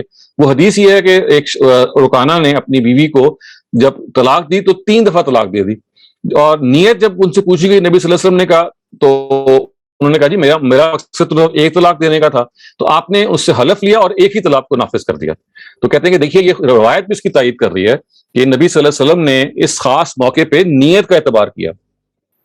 اس کو آپ سمجھ لیں اچھی طرح, یعنی وہ توجیہ یہ کر رہے ہیں کہ آپ کے سامنے یہ ایک مسئلہ پیدا ہو گیا کہ 3 طلاقوں کو ایک طرف 3 قرار دیا جا رہا ہے 3 روایتوں میں, اور ایک روایت کہہ رہی ہے 3 طلاق کو 1 قرار دیا جا رہا ہے. عبداللہ ابن عباس کی روایت یہ ہے جو حضرت عمر سے انہوں نے منقول ہے. تو یہ کہتے ہیں کہ اس میں تضاد کوئی نہیں ہے. وہ جو 3 کو 3 قرار دیا جا رہا ہے وہ عام کیسز آف طلاق ہیں. ایک خاص کیس ایسا ہے کہ جس میں ایک شخص نے محض امفیٹکلی دینا تو وہ 1 ہی چاہتا تھا, لیکن ایمفسس کے طور پہ اس نے کہا 3 دفعہ کہہ دیا طلاق, پھر میں نے کہا طلاق, پھر 3 دفعہ الگ الگ اٹر کر دیا, 3 دفعہ الگ الگ کہہ دیا. وہ کہتے ہیں یہ جو حضرت عمر کا اثر ہے یہ اصل میں اس کیس سے متعلق ہے. تو اب انہوں نے تطبیق پیدا کر دی کہ وہ بھی ٹھیک ہے اور یہ بھی ٹھیک ہے, یہاں نیت کا اعتبار کیا گیا ہے, اور اس وجہ سے ہم اب یہ آرام سے کہہ سکتے ہیں کہ نبی صلی اللہ علیہ وسلم کے ہاں 3 طلاقوں کو 3 ہی کے طور پہ نافذ کیا گیا ہے. اور اگر ایک کیس میں 3 کو 1 کے طور پہ نافذ کیا گیا تو وہ صرف تب تھا کہ جب ایک شخص نے یہ حلفاً کہا جی کہ میری مراد یہ تھی کہ میں 1 طلاق دینا چاہتا ہوں. لیکن وہ یہ کہتے ہیں کہ یہ کیس وہ تھا کہ جس کو حضرت عمر نے پھر بعد میں اوور رول کر دیا. انہوں نے یہ کہا کہ لوگ اس سے اب مس یوز کر رہے ہیں. نبی صلی اللہ علیہ وسلم کے زمانے میں لوگ دیانت دار تھے, سچی نیت سے اپنی نیت کا اظہار کرتے تھے, قسم بھی کھا لیتے تھے, اب لوگ جو ہیں they are just misusing them. اب انہوں نے کہا کہ یہ جو ایکسیپشن کریٹ کی گئی ہے فار دس پرٹیکولر, میں I am going to finish this off as well. اب اگر کسی نے 3 کہا تو وہ 3 نافذ ہوں گی, جیسے کہ نبی صلی اللہ علیہ وسلم کے زمانے میں 3 کے طور پہ نافذ ہوتی تھی except for this one case. وہ کہتے ہیں یہ اس ون کیس کا استثناء بھی آج سے میں ختم کر رہا ہوں. اب کوئی آدمی نیت سے کچھ بھی کہے, یہ کہہ جی کہ میں نے ایمفیسس کے طور پہ کہا ہے, میں نے فلاں کے طور پہ کہا ہے, اس کی توجیہ قبول نہیں کی جائے گی. 3 کا مطلب اب ہر کیس میں 3 ہے. اس کو وہ اس طرح سے انہوں نے ریزالو کیا. اب ذرا دیکھیے دوسرے آخری سوال کو بھی دیکھ لیں کہ انہوں نے کیسے ریزالو کیا ہے. اچھا, تیسرا بھی میں آپ کو, یعنی انہوں نے اس میں لمبا کلام کیا, میں آپ کو اس میں اس کا خلاصہ کر دیتا ہوں تاکہ آپ کے لیے وہ سمجھنا آسان ہو جائے جب آپ سے خود پڑھیں. تیسرا دیکھیے جو دوسرا سوال تھا وہ کیا تھا, وہ یہ تھا کہ یہ پھر کیسے مان لیا جائے کہ حضرت عمر نے اجماع کی خلاف ورزی کی ہے, کیونکہ اجماع تو اس بات پہ تھا نا کہ 3 کو 1 قرار دیا جا رہا ہے, جبکہ 3 کو تو 3 قرار دیا جانا چاہیے تھا جیسے کہ ان روایات میں آیا ہے. ان کو کیا اتھارٹی تھی کہ وہ یہ کہیں جی کہ ہم 3 کو دوبارہ 3 کر کے نافذ کر رہے ہیں؟ تو وہ یہ کہتے ہیں کہ اصل میں انہوں نے یہاں پہ کوئی انحراف کیا ہی نہیں ہے. انہوں نے تو وہی بات ہے جو نبی صلی اللہ علیہ وسلم کی 3 کے نفاذ کی تھی, اس کو دوبارہ اثر نو انہوں نے نافذ کر دیا ہے. وہ جو درمیان میں ایک استثناء دیا گیا تھا کہ نیت کا اعتبار کیا جائے گا, اس کو انہوں نے ختم کر دیا. اس طرح سے وہ یہ کہتے ہیں کہ اگر آپ اس کو اس ترتیب سے سمجھ لیں کہ تینوں طلاقوں کو نافذ کرنے کا نبی صلی اللہ علیہ وسلم نے کہا ہے ان 3 روایتوں کی بنیاد پہ, اور یہ روایت جو ایک استثناء کریٹ کر رہی ہے یہ رہا ہے, لیکن یہ صرف تب رہا ہے کہ جب نیت کو پوچھا جاتا رہا ہے. جیسے ہی اس نیت کا اعتبار حضرت عمر نے محسوس کیا کہ یہ نہیں کیا جانے کے قابل رہا, انہوں نے اس استثناء کو ختم کر دیا. He has now reverted it back to the original position. تو اب وہ یہ کہتے ہیں کہ دیکھیں اس سے یہ واضح ہو جاتا ہے کہ اصل میں 3 کو 3 ہی کے طور پہ نافذ کیا گیا, اور حضرت عمر نے کچھ نہیں کیا بلکہ وہ استثناء ختم کیا, لہٰذا ان پہ کوئی اعتراض نہیں اٹھتا کہ انہوں نے کوئی اجماع کی خلاف ورزی کی ہے. خواتین حضرات, میرا خیال تھا کہ میں جو روایتی علماء کے ساتھ ساتھ جو فرائی اسکالرز کا بھی اوپینین ہے وہ آج پریزنٹ کر سکوں گا, لیکن مجھے احساس ہو رہا ہے کہ ٹائم میں اس کا حق ادا نہیں ہوگا, میں بس ٹائم تقریباً ختم ہو چکا ہے. اس وجہ سے میں اپنی بات کو بھی یہاں ختم کر رہا ہوں. تو آپ یوں سمجھ لیجیے کہ آج ہم نے صرف 3 طلاق کے حوالے سے اور طلاق کے جنرل کانسیپٹ کے حوالے سے جو قرآن مجید میں موجود ہے اس میں جو جیسے کہ ہمارے روایتی اسکالرز یا تفسیر بروایا کے اسکالرز اس انٹرپریٹ کرتے ہیں, ہم نے ان سے وہ سمجھا ہے. آئندہ نشست میں ہم یہ دیکھیں گے کہ انہی آیات کو جو فرائی اسکالرز نے کیسے سمجھا ہے, اور انہی روایات کی جو آپ کے سامنے یہ 3 روایتیں ہیں 4 روایتیں میں نے پیش کی, اس کو انہوں نے اس کی توجیہ کیا کی ہے. میں ایک مرتبہ پھر خلاصہ کر دوں آج کی بات کا. جو تفسیر بروایا کے اسکالرز ہیں ان کے ہاں بھی جو طلاق دینے کا صحیح طریقہ یہ ہے کہ طلاق 1 مرتبہ دی جائے گی, اور 1 مرتبہ دینے کے بعد عدت جب گزر جائے گی تو اب وہ خاتون اور مرد آزاد ہیں, چاہے وہ آپس میں دوبارہ نکاح کر لیں اور چاہے وہ الگ الگ نکاح کر لیں. لیکن اگر کوئی آدمی اس سے آگے بڑھتا ہے اور 2 طلاقیں دے دیتا ہے تو وہ یہ کہتے ہیں یہ بھی جائز ہے, لیکن پھر اس کو 2 الگ الگ طہروں میں ہونی چاہیے. They should not be at the same instance, اکٹھی 2 طلاقیں نہیں ہونی چاہیے. اور اس کو وہ کہتے ہیں کہ یہ طلاق حسن ہے. جو وہ طلاق ہے جس کو قرآن مجید ریکمینڈ کرتا ہے کہ آپ ایک ہی طلاق دیں, اس کو وہ کہتے ہیں طلاق احسن ہے. احسن کا مطلب ہے حسن سے بھی ایک درجہ اوپر ہے. تو طلاق احسن کیا ہے کہ 1 طلاق دی جائے, طلاق حسن کیا ہے کہ 2 طلاقیں دی جائیں, یہ بھی گوارا کیا گیا. لیکن ایک تیسری طلاق جس کو طلاق بدعت کہتے ہیں, امام مالک اور بعض دوسرے فقہا, وہ یہ ہے کہ آپ 3 اکٹھی طلاقیں دے دیں, اس کو ہر ایک نے ناپسندیدہ قرار دیا ہے. اس کے بعد وہ یہ کہتے ہیں کہ اگر یہ 3 کوئی دے بیٹھے تو کیا ہوگا, تو اس کا سادہ جواب یہ ہے کہ پھر وہ تینوں کی تینوں نافذ ہو جائیں گی. اور اس کا استدلال انہوں نے ان حدیث سے کیا جو میں نے آپ کے سامنے پڑھ کے سنائی, اور جو ایک حدیث بظاہر ان کے خلاف جا رہی تھی اس کو بھی میں نے آپ کے سامنے انہی کے الفاظ پڑھ کے سنایا اور ان کی توجیہ بھی پیش کر دی. اس پر اب یہ ہمارا ایک آپ سمجھ لیجیے کہ ایک سٹیپ ہمارا آگے بڑھ جاتا ہے. طلاق کے ظاہر بہت سارے قضیے ہیں, لیکن سورہ بقرہ میں جتنا ہم حصہ آج پڑھ رہے ہیں 228 سے لے کے 230 آیات تک, ہم نے انہی کو کور کرنا ہے. آئندہ ہم ان آیات پہ فرائی اسکالرز کا جو نقطہ نظر ہے وہ بھی سمجھیں گے, لیکن وہ بات چونکہ ختم نہیں ہوئی ہے. اور طلاق کا جو ایک اور امپورٹنٹ قضیہ ہے جو اس سلسلے کی آخری آیت جو 230 نمبر میں بھی ذکر ہے اور 229 نمبر میں بھی, وہ ہے حلالے کا معاملہ, کہ اگر 3 طلاقیں دے بیٹھے ہیں تو اس تیسری طلاق کے بارے میں اس کے احکام کیا ہیں. تو کوشش کریں گے انشاءاللہ وہ اور اس پہ جو کامنٹ ہے فرائی اسکالرز کا وہ ہم آئندہ نشست پہ مکمل کر سکیں. میں اپنی بات کو یہاں ختم کرتا ہوں اور آپ کے سوالات کے لیے حاضر ہوں. السلام علیکم خواتین و حضرات, اور استاد محترم آپ کا بہت بہت شکریہ. ایک بہت ہی اہم ٹاپک آپ نے اٹھایا ہے اور اس کو ڈسکس کرنے کی کوشش کی ہے, تو بہت ہی اچھا کام. سر گزارش ہے لوگوں سے کہ ایک وقت پہ ایک سوال کیجیے, اگر آپ کے پاس فالو اپ کوشچن ہے تو آپ ضرور کیجیے. اور اس کے بعد پھر ہم ٹیکسٹ اور فیس بک کے اوپر جائیں گے تاکہ ہم سوالوں کے جواب زیادہ دے سکیں.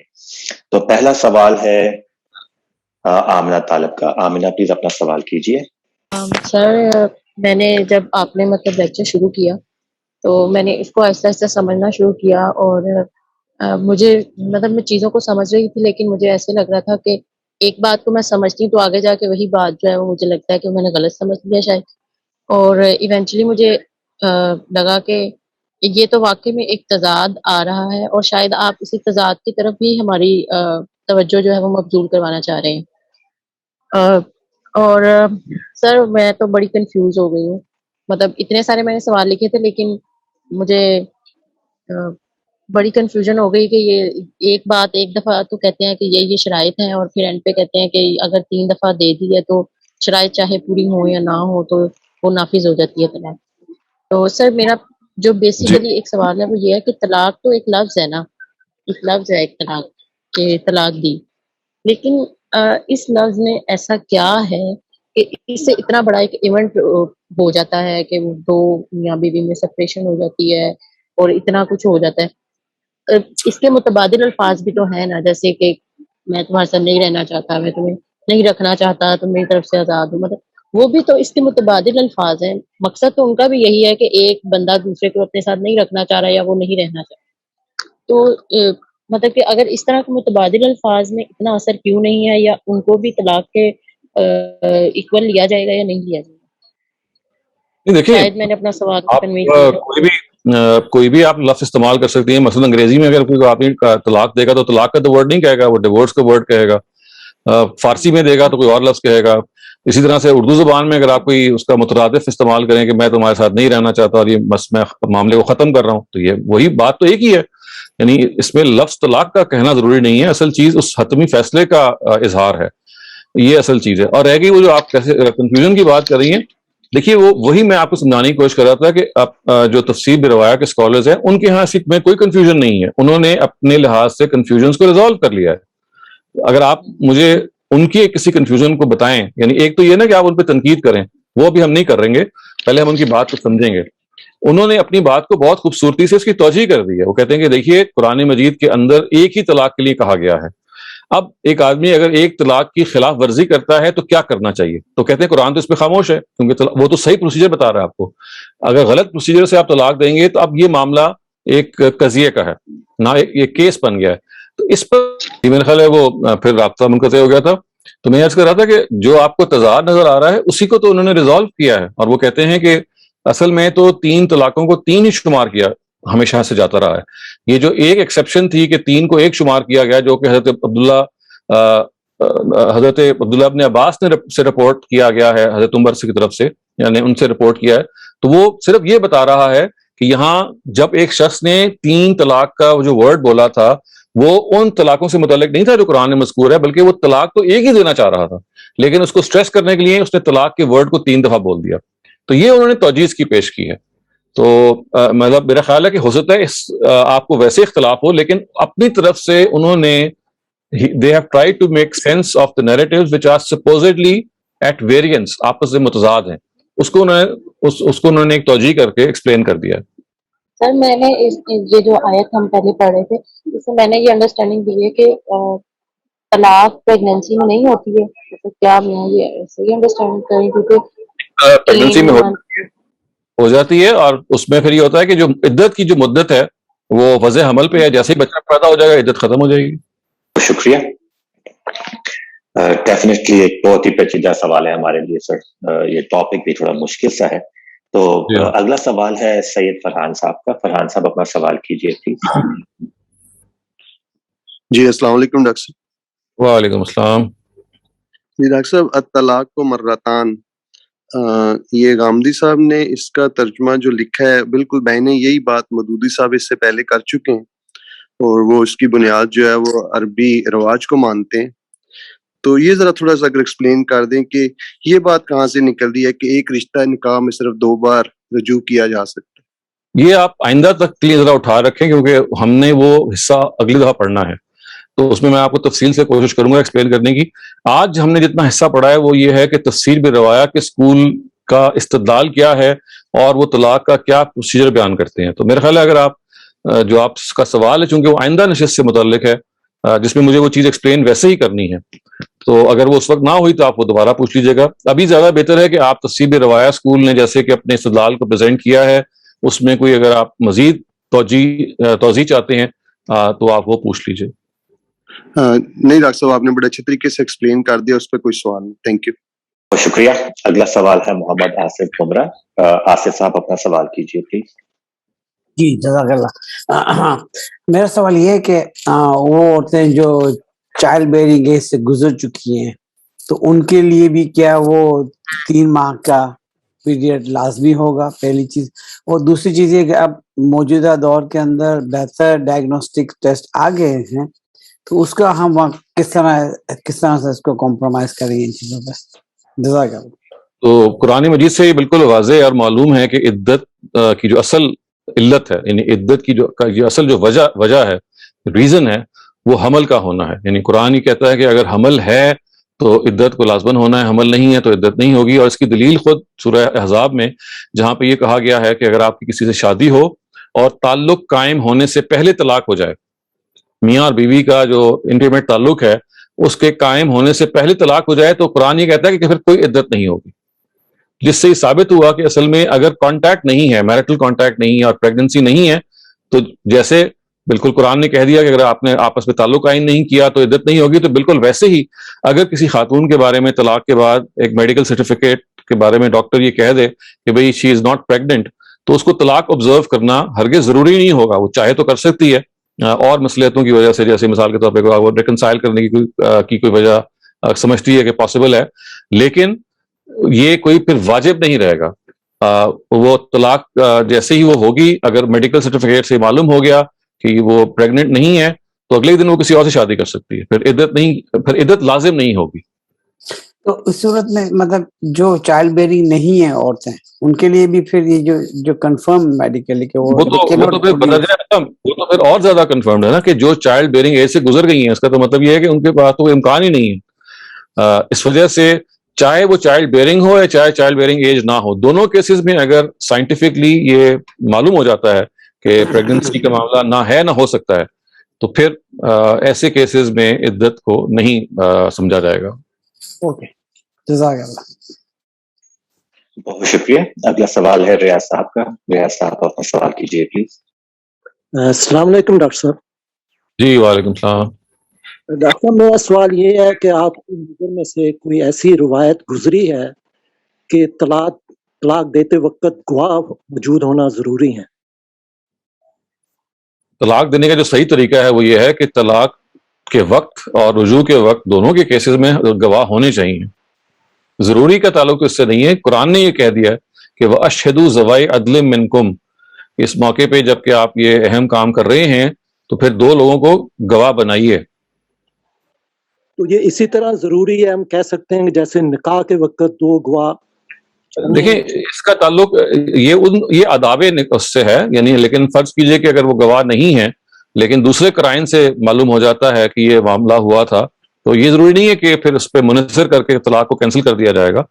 یعنی یہ ایک یوں سمجھ لیں کہ آداب کی نوعیت کی اور بعض تائیدی ایویڈنس کے طور پہ اس کو پیش کیا جائے گا، لیکن اس کا نہ ہونے سے ضروری نہیں ہے کہ ایک قاضی یہ کہے کہ یہ طلاق واقع نہیں ہوئی ہے. وہ یہ حکم دے سکتا ہے اگر وہ یہ محسوس کرے کہ اس کے اندر کوئی ڈوبیس معاملہ ہے یا بات واضح نہیں ہے یا اور کوئی مسئلے ہو سکتے ہیں. یا یوں سمجھ لیں کہ یہ جو گواہوں کا معاملہ ہے یہ ایسا ہے کہ جس میں قاضی کی ثوابدید ہے، جس میں وہ یہ دیکھ سکتا ہے کہ اگر وہ گواہ رکھنا چاہیے کہ یہ واجب ہے کہ نہیں. یعنی ریکمینڈیڈ تو یہ ہے ہی ہے، لیکن یہ بات کہ لازماً ہونا چاہیے نہیں ہونا چاہیے یہ عدالت کی ثوابدید. تو ڈاکٹر صاحب تو نکاح کے سلسلے میں ہونا ضروری ہے؟ نکاح کے سلسلے میں تو دیکھیے آپ اعلان عام کر رہے ہیں نا، وہ تو نکاح کا مطلب ہی یہ ہے کہ آپ نے دنیا کے سامنے اعلان کر دیا تو وہ پوری دنیا آپ جس مجلس میں بیٹھے ہیں سب آپ کے گواہ ہیں.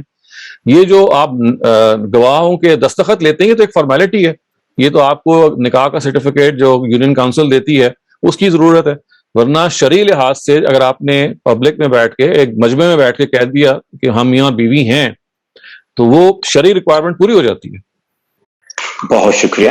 جی اگلا سوال ہے سرفراز نعمت کا. سرفراز صاحب اپنا سوال کیجیے پلیز. السلام علیکم ڈاکٹر صاحب. بس ایک چیز مجھے ذرا سا کنفیوژن اس معاملے میں ہوتی ہے کہ یہ جو گواہ کا معاملہ ہوتا ہے، کیا یہ اس طرح سے ہے کہ جب ہم جیسے کسی نے اگر طلاق دے دی اور اس کے بعد اس کے جو 3 طہر کی جب مدت گزر گئی تو اس کے بعد جب وہ علیحدگی اختیار کر رہے ہوں تو اس وقت گواہ کر لیں، یا اگر 3 طہر سے پہلے اگر رجوع کر لیتے ہیں تو کیا اس وقت بھی رجوع کرتے وقت بھی گواہ کرنا ضروری ہوتا ہے؟ دونوں کیسز میں جب آپ کوئی اہم فیصلہ کر رہے ہیں، اگر آپ رجوع کر رہے ہیں اس وقت یا اگر آپ تصریح یعنی فیصلہ کر رہے ہیں کہ اب آپ نے بیوی کو رخصت کرنا ہے، دونوں کیسز میں یعنی خاص طور سے جو اگر آپ رجوع کر رہے ہیں پھر تو بہت ہی ضروری ہے، کیونکہ ظاہر ہے ایک چیز جو آپ نے پبلکلی ڈکلیئر کی ہوئی ہے اس کو پبلکلی واپس ہونا چاہیے. لیکن اگر آپ فرض کیجئے کہ رجوع نہیں کر رہے اور طلاق واقع ہو جائے گی تو پھر تو ظاہر ہے کہ وہ آٹومیٹکلی عدالتی پروسیجر میں چلی جائے گی، اور وہ یعنی وہ پھر اس کے اندر جو گواہ ہیں وہ تو مزید برآں ہو جائیں گے. لیکن جو اہم ہے وہ یہ ہے کہ جب آپ نے بیوی کو روک کے رکھنا ہے یا واپس لینا ہے تو وہاں تو اس کا ایک صریح طور پہ ہے کہ اب آپ کو گواہ ہونے چاہیے.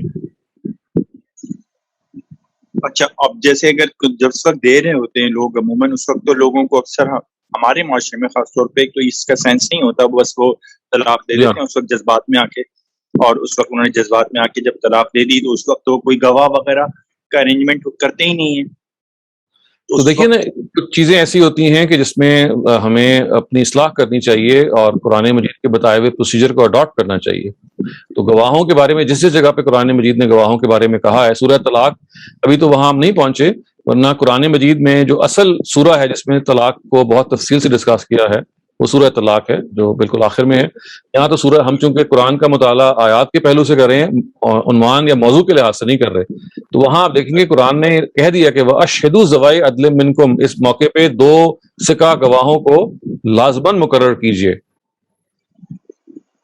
اچھا ٹھیک ہے، اس کا مطلب ہے طلاق دیتے وقت بھی لازماً ہمیں گواہ ہونے چاہیے اس وقت، دیتے وقت بھی اور جب آپ رجوع کر رہے ہیں اس وقت بھی. جی ٹھیک ہے جزاک اللہ. بہت شکریہ. آج کی نشست کا آخری سوال سنبل احمد کا ہے. اگر اس کے بعد کوئی سوال ہوا تو ہم ضرور واپس آ جائیں گے. سنبل اپنا سوال کیجیے پلیز. السلام علیکم ڈاکٹر صاحب. جی وعلیکم السلام. ڈاکٹر صاحب یہ جو یعنی 3 یہ جو وہ کہہ رہے ہیں کہ طلاق بدعت جو تیسری طلاق ہے، تو یعنی یہ جو ان کی روایت اور احادیث میں وہ اس کو یعنی وہ اس سے انٹرپریٹ کر رہے ہیں، تو اس میں تو بار بار 3 کا ذکر ہے، 3 کا ذکر ہے، 3 کا، تو ہاؤ کین دے سے کہ یہ بدعت ہے؟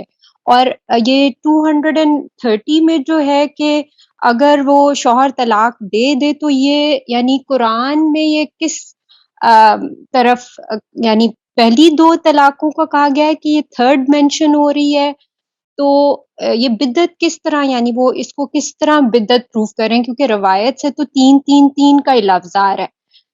اور نہیں، یہ تو قرآن کا وہ پروسیجر آپ کو بتا رہے ہیں، وہ کہہ رہے ہیں کہ روایت سے بھی یہ لفظ آ رہا ہے کہ آپ کو ایک ہی دینی ہے. دیکھیں نا، وہ جو نسائی کی روایت ہے جو محمود بن لبید کی میں نے آپ کو پڑھ کے سنائی، اس میں جب یہ کہا گیا کہ ایک شخص نے 3 طلاقیں دے دی تو نبی صلی اللہ علیہ وسلم بہت ناراض ہوئے. آپ نے کہا کہ ایلعبوا بکتاب اللہ وانا بین اظہرکم، کتاب الہی سے کھیلا جا رہا ہے، میں آپ کے سامنے موجود ہوں. تو وہاں روایتوں میں اس کی نکیر ہے. ایسا نہیں ہے کہ روایتوں نے اس کو ٹھیک کہا ہے، روایتوں کا مسئلہ ایک اور ہے، اور وہ یہ ہے کہ اگر ہو جائے تو کیا ان کو نافذ کرنا ہے یا نہیں کرنا ہے. تو یہ غلط، یعنی پروسیجر یہ غلط ہے کہ آپ کو 3 اکٹھی طلاقیں نہیں دینی چاہیے. لیکن اگر دے ڈالتا ہے، اس کا جواب مفتی صاحب نے دیا ہے کہ روایتیں یہ بتاتی ہیں کہ طلاق پھر بھی ہو جائے گی. جس کی انہوں نے مثال یہ دی ہے کہ ایک آدمی قتل کیا جائے، اب وہ جائز ہو یا ناجائز ہو، موت تو ہوگی اس آدمی کی. تو اس کا مطلب یہ ہے کہ ایک آدمی کو آپ نے طلاق صحیح طریقے سے دی ہے، غلط طریقے سے دی ہے، طلاق تو ہو گئی ہے. آپ بحث صرف یہ ہے کہ وہ طریقہ ٹھیک تھا یا غلط تھا. تو ان کا استدلال یہ ہے کہ روایات ہوں یا قرآن ہو، ہر جگہ پہ ایک ہی طلاق کا سٹریس کیا جا رہا ہے. لیکن اگر کوئی اس کی خلاف ورزی کر ڈالے تو پھر کیا کیا جائے؟ وہ کہتے ہیں نہیں، خلاف ورزی بھی کریں گے تو اگر تب بھی نافذ وہ 3 ہی ہو جائیں گی. That will not make a difference. یعنی ایسا نہیں ہوگا کہ 3 اگر دے دی ہیں جو کہ نہیں دینی چاہیے تھی تو پھر 1 شمار ہوگی. وہ کہتے ہیں کہ 3 دے دی ہیں تو پھر 3 ہی شمار ہوں گی. غلطی کر دی ہے تو غلطی ہی کو اب اس پہ اعتبار کیا جائے گا. ڈاکٹر صاحب میرا کوشچن یہ ہے کہ یعنی وائی صحاباز mentioned figure of 3, why didn't they say 2, کیونکہ یہ تو روایت کو فالو کر رہے ہیں نا, تو یہ کہتے ہیں کہ تھرڈ از بدعت, بدعت means which is created after حضور صلی اللہ علیہ وسلم. تو یعنی اگر ان کے زمانے میں بھی جو ڈسپیوٹ تھا یا حضرت عمر کے زمانے میں بھی every one mentioned 3 times rather than 2 times, تو میرا کوشچن یہ ہے کہ یہ کہ کیا یعنی 230 میں جو یعنی یہ بدعت کا ورڈ یہ نکال کہاں سے رہے ہیں, یعنی کیا لاجک ہے بیہائنڈ اٹ کہ تھرڈ ون از بدعت, جبکہ یہ ڈسپیوٹ اس میں ہے کہ either you consider 3 as 1 or 3 as 3. There is no mention of figure 2 or like وہ ہے نا, مینشن تو ہے, یہی تو مسئلہ ہے. الطلاق مرتان, یہی تو وہ بتا رہے ہیں کہ طلاق 2 دفعہ ہے. اس کا مطلب ہے کہ قرآن نے جو کہہ دیا کہ 2 دفعہ ہے, اس کا مطلب اگر آپ نے تیسری دے دی تو اب یہ بدعت ہو جائے گی, آؤٹ سائڈ دا قرآن چلی جائے گی. It is now surpass what the Quran has said. Quran نے کہا کہ طلاقیں 2 ہو سکتی ہیں, آپ نے کہا جی میں 3 دے رہا ہوں, کہتے ہیں 2 تک تو جائز ہے, آپ نے اگر 3 دے دی ہیں تب یہ بدعت ہے. اور وہ جو 230 میں مینشنڈ ہے کہ پھر وہ ایک الگ ہے, وہ تو یہ کہتے ہیں کہ وہ طلاق اگر آپ نے دے دی ہے تو پھر اب اس طلاق کا ان کی نوعیت کیا ہے, یعنی وہ جو طلاق ہے اس کے نتیجے میں بیوی پہلے شخص کے لیے جائز ہوگی یا نہیں ہوگی, وہ کہتے ہیں وہ تیسرا انسٹنس آف طلاق ہے, وہ ایک الگ چیز ہے, اس کو وہ اس سے اکٹھا نہیں کرتے. اور یہ ایک تنقید بھی بنتی ہے ان کے اس موقف پہ, لیکن میں آپ کو ان کی بات سمجھا رہا ہوں کہ یہ اس سے ملاتے نہیں ہیں. وہ کہتے ہیں قرآن نے تو جب یہ کہہ دیا کہ طلاق مرتان, طلاق 2 دفعہ ہے, تو اب 2 دفعہ ہے, یعنی یہ بات بالکل ٹھیک ہے کہ فَإِن طَلَّقَهَا میں بھی تو اصل میں طلاق ہی کا ذکر ہے, وہ تیسری طلاق ہی ہے. تو یہ ایک تنقید بھی آپ اس کو کر سکتے ہیں کہ بھئی this is not what the Quran has actually said. Quran تو کہتا ہے کہ تیسری طلاق ہے. جب آپ نے کہہ دیا طلاق مرتان اور پھر کہا فَإِن طَلَّقَهَا, تو آٹومیٹکلی اس کا مطلب یہ ہوگا کہ 2 طلاقیں تو یہ ہیں اور اب تیسری طلاق کے بارے میں قرآن آگے ذکر کر رہا ہے. تو یہ ان کے موقف پہ ایک تنقید ہو سکتی ہے, لیکن آپ جی sorry to cut you off, مجھے بس یہ تھا کہ مجھے جو یعنی اگر یہ روایات سے لے رہے ہیں تو مجھے جو چیز بادر کر رہی ہے وہ اس میں روایات کا جو ورڈ آ رہا ہے وہ 3 کا آ رہا ہے, یعنی صحابہ آر کنسیڈرنگ 3 اور اس کو 3 کو دے انٹرپریٹ ایز 1 اور ایز 3. تو وہ 3 کا ورڈ روایت میں آ رہا ہے اور یہ پھر کہہ رہے ہیں کہ بدعت ہے, تو بدعت کہاں سے؟ وہ یہ کہہ رہے ہیں کہ 3 اس لیے کہ 3 قرآن میں نہیں ہے نا, جو چیز قرآن میں نہیں ہے اس کو بدعت کہیں گے. they follow like دیکھیے نا, وہ یہ کہتے ہیں قرآن مجید نے کہا کہ 2 طلاقیں آپ دے سکتے ہیں, تو کہتے ہیں 2 تک تو وہ حسن ہے, اصل میں احسن 1 ہے, 2 دے دی تو حسن ہے. قرآن نے یہاں روک دیا ہے معاملہ. اب وہ کہتے ہیں کہ اگر کوئی آدمی 3 دے رہا ہے کسی بھی وجہ سے, یا 4 دے رہا ہے یا 5 دے رہا ہے, تو اس کا مطلب ہے that is outside the Quran. یہ اب آپ نے ایک نئی طلاق ایجاد کر دی ہے, اس کو قرآن نے وارنٹ نہیں کیا, اسٹیپولیٹ نہیں کیا, اس وجہ سے اس کو ہم طلاق بدعت کہیں گے لیکن نافذ کر دیں گے. So at this point they are they are putting Quran on top of Rawaya, like because Rawaya is mentioning 3. نہیں, روایت نہیں 3 مینشن کر رہی. روایت کے بارے میں وہ یہ کہتے ہیں کہ قرآن کے انحراف کے طور پہ وہ بیان کر رہی ہے, یعنی وہ یہ کہہ رہے ہیں کہ قرآن مجید سے ہٹ کے صحابہ نے, یا صحابی تو ظاہر جلیل قدر یہ کام نہیں کریں گے, بعض لوگوں نے یہ ایک انحراف کیا, ایک یہ ڈیویشن بیان کر رہی ہے. وہ it is not that they thought کہ یہ کوئی صحیح طریقہ ہے, یہ ایک ڈیوینٹ طریقہ ہے. تو وہ کہتے ہیں یہ ڈیوینٹ طریقہ اگر ہے اور کسی نے استعمال کر لیا ہے تو this will actually this is something which will be reprimanded, سزا دیں گے, آپ کو برا بھلا کہیں گے, but this will not stop it from being implemented, کیونکہ نبی صلی اللہ علیہ وسلم نے یہی کیا. وہ اب یہاں قرآن نہیں آ گیا, یہ تو میں نے آپ کو شروع میں بتا دیا تھا کہ قرآن تو وہاں ختم. اب وہ روایت میں چونکہ نبی صلی اللہ علیہ وسلم کے سامنے لوگوں نے 3 طلاقیں دیں, آپ نے غصے کا اظہار کیا لیکن پھر بھی نافذ کر دیا. تو اب وہ یہ کہتے ہیں کہ دیکھیے ہے تو یہ بدعت کیونکہ قرآن کے علاوہ کی گئی ہے, لیکن پروفٹ نے پھر بھی اس کو نافذ کر دیا. یہ ایک کویسچنیبل چیز ضرور ہے, یعنی ظاہر ہے ہم اس پہ کہیں گے بھائی کہ کیسے ہو سکتا ہے کہ بدعت کو اللہ تعالیٰ کے پیغمبر بھی پھر نافذ کر دیں, یہ تنقید ضرور بنتی ہے. لیکن یہ ان کے موقف کو اگر آپ نے سمجھنا ہو تو یہ یہاں سے سمجھنا چاہیے کہ وہ قرآن سے اس کو باہر لے کے جب جاتے ہیں تو یہ کہتے ہیں کہ کوئی آدمی جب یہ کام کرے گا تو اس انحراف کو تو ہم یقیناً بدعت کہیں گے, لیکن اس انحراف کے بدعت ہونے کے بعد یہ نہیں ہوگا کہ ہم یہ کہیں گے کہ بھی غلط اگر دے دیا تو تم دوبارہ ٹھیک کرو, ہم اس کو نافذ کر دیں گے. مجھے بس جو کنفیوژن ہو رہی ہے وہ یہ کہ حضرت عمر نے بھی جب کریکٹ یعنی ان کے روایت کے مطابق کریکٹ کیا تو ہی ڈنٹ سے کہ 2 times جو طلاق ہے because they are following روایہ and this but you are saying کہ نہیں they are following this آیت. تو وہ مجھے تھوڑی کنفیوژن ہے, وہ میری فہم کا تھوڑا وہ ہے.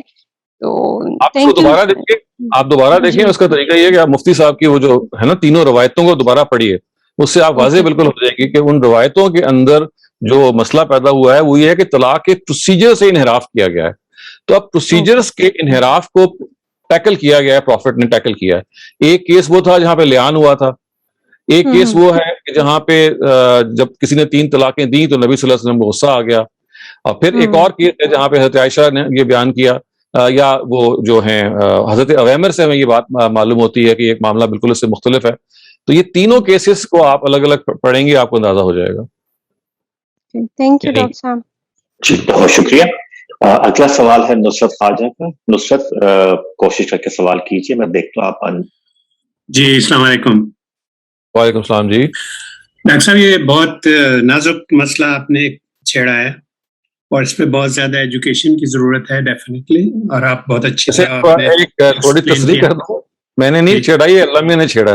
میرا مطلب ہے کہ ڈسکشن کے لیے آپ نے اسٹارٹ کیا, یہ بہت اچھی بات ہے. میرے آبزرویشن میں ابھی تک یہ ہے کہ زیادہ تر جو ہوتا ہے یہ کیس وہ غصے میں, اور اس کے فوراً بعد جو ہے وہ رونا دھونا شروع ہو جاتا ہے, اور پھر مولوی صاحب کے پاس جاتے ہیں, اور پھر مولوی صاحب کہتے ہیں جی ہاں ایک صورت ہے کہ آپ حلالہ کروا لیں مجھ سے. تو یہ غصے کی حالت میں پھر یہ کیا, اس کی ویلیڈیٹی کیا ہے؟ دیکھیں یہ تو ابھی آپ آگے اسٹڈی کریں گے. جو احناف ہیں اس میں وہ یہ رویہ موقف اختیار کرتے ہیں, اور وہ بھی ایک حدیث کی بنیاد پہ کہ غصے میں آپ اگر طلاق دیں گے تو وہ نافذ ہو جائے گی, تو وہ تو نافذ کر دیتے ہیں. لیکن یہ آگے کا ایک موضوع ہے, اور وہ اس کو قرآن سے نہیں لیتے بلکہ ایک حدیث سے لیتے ہیں. اور حدیث کے الفاظ یہ ہیں کہ 3 چیزیں ایسی ہیں کہ جس میں اگر آپ نے غصہ کیا یا مذاق کیا تو نافذ ہو جائے گی. اس میں سے ایک چیز جو ہے وہ یہ ہے کہ اگر آپ نے غصے میں طلاق دی تو ہم نافذ کر دیں گے.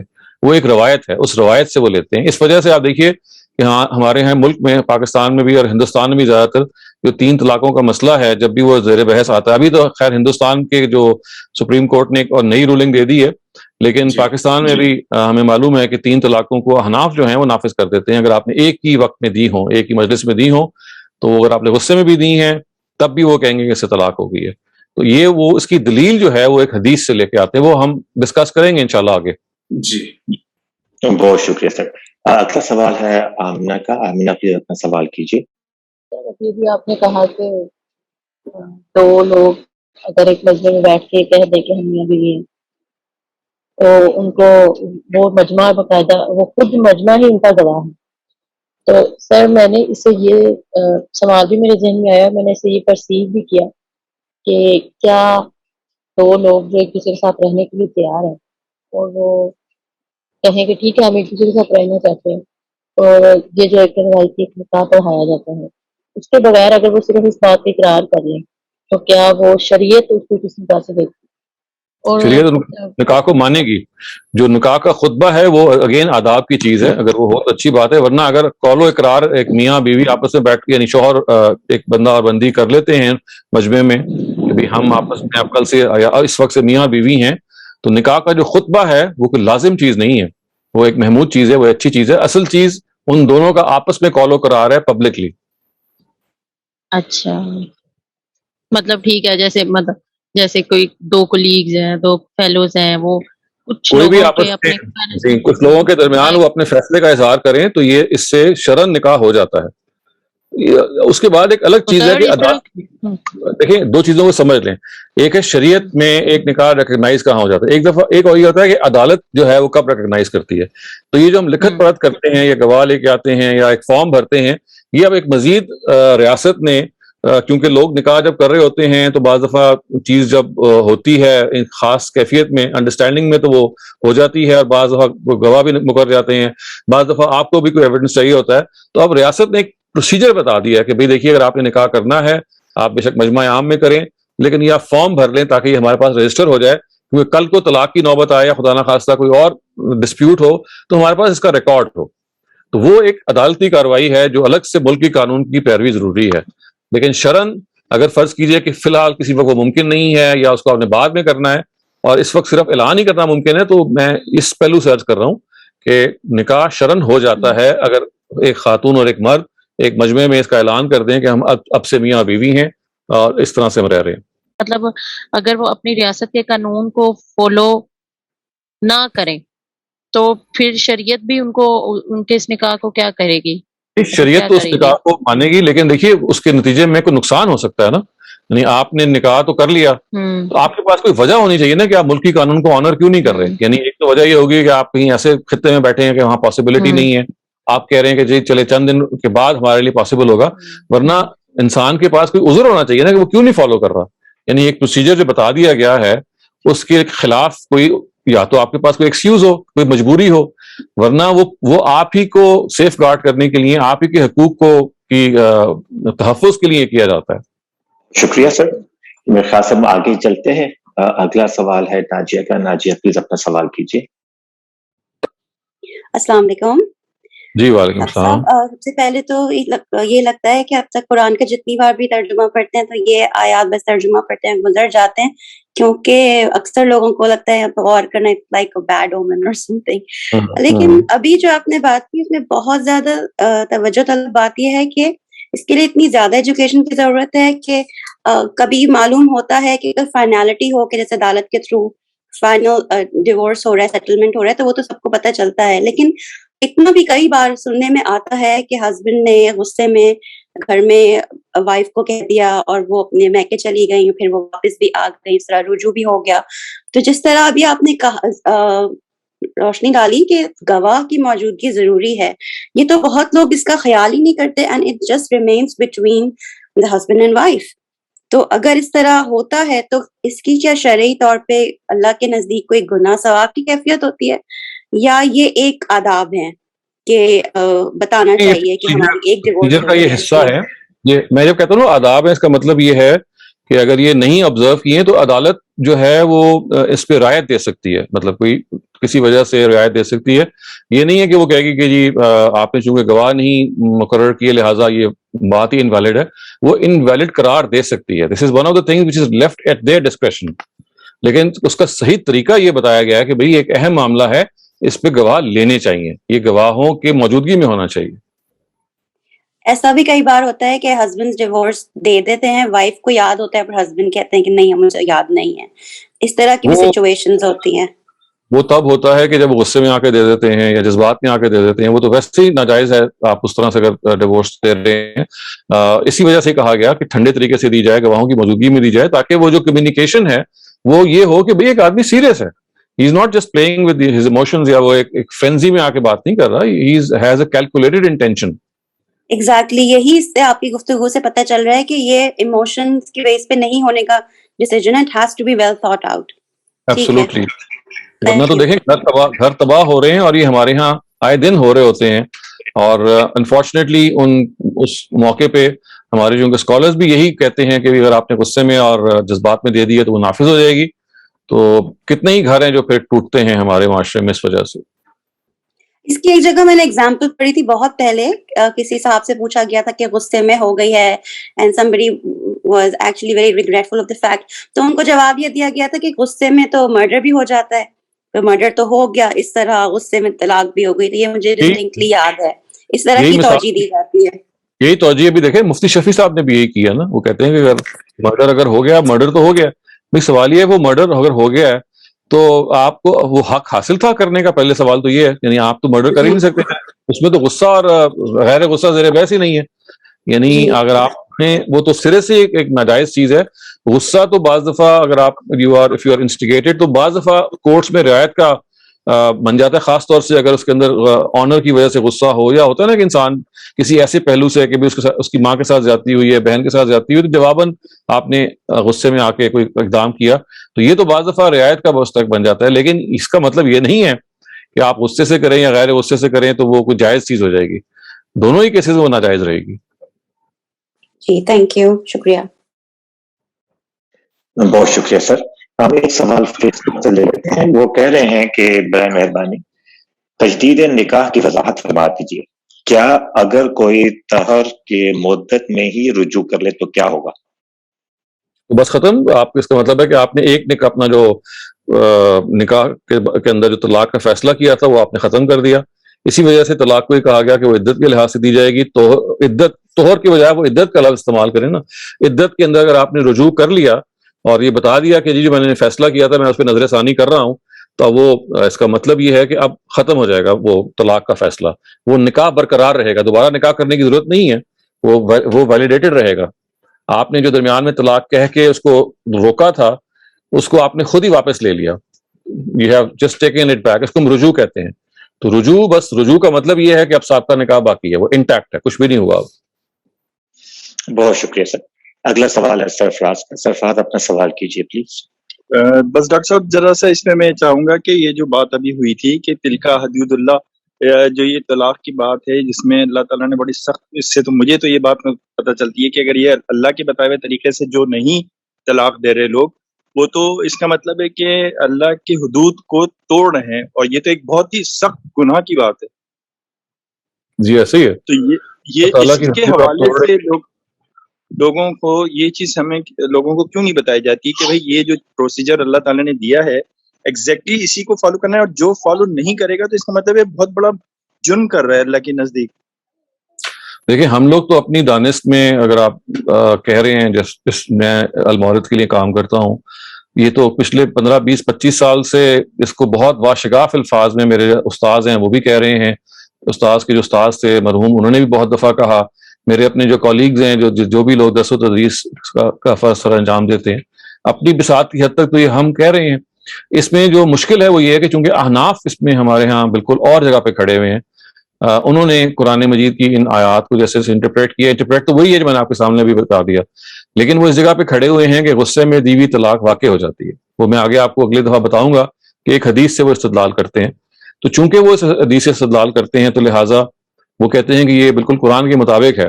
اس میں اگر کوئی غصے میں آ کے طلاق دے بیٹھتا ہے اور اکٹھی 3 دفعہ دے بیٹھتا ہے, یہ تو کیا تو اس نے غلط ہے لیکن نافذ ہو جاتی ہے. بہت شکریہ سر, ہمارے پاس سارے سوال آج مکمل ہو گئے. آپ کی لیکچر کا بہت بہت شکریہ, ہمیں سمجھانے کا شکریہ. اللہ آپ کو خوش رکھے. جی انشاءاللہ ہم آئندہ ہفتے پھر انہی آیات پہ جو فرائی اسکالرز ہیں ان کا نقطہ نظر اور طلاق کے بارے میں ایک یا دو اور چیزیں, جیسے حلالے کا معاملہ ہے یا بعض اور اہم چیزیں جو انہی آیتوں سے متعلق ہیں, وہ انشاءاللہ آئندہ ہم کور کریں گے. تو اقول قولی ھذا واستغفر اللہ لی ولکم ولسائر المسلمین. خدا حافظ.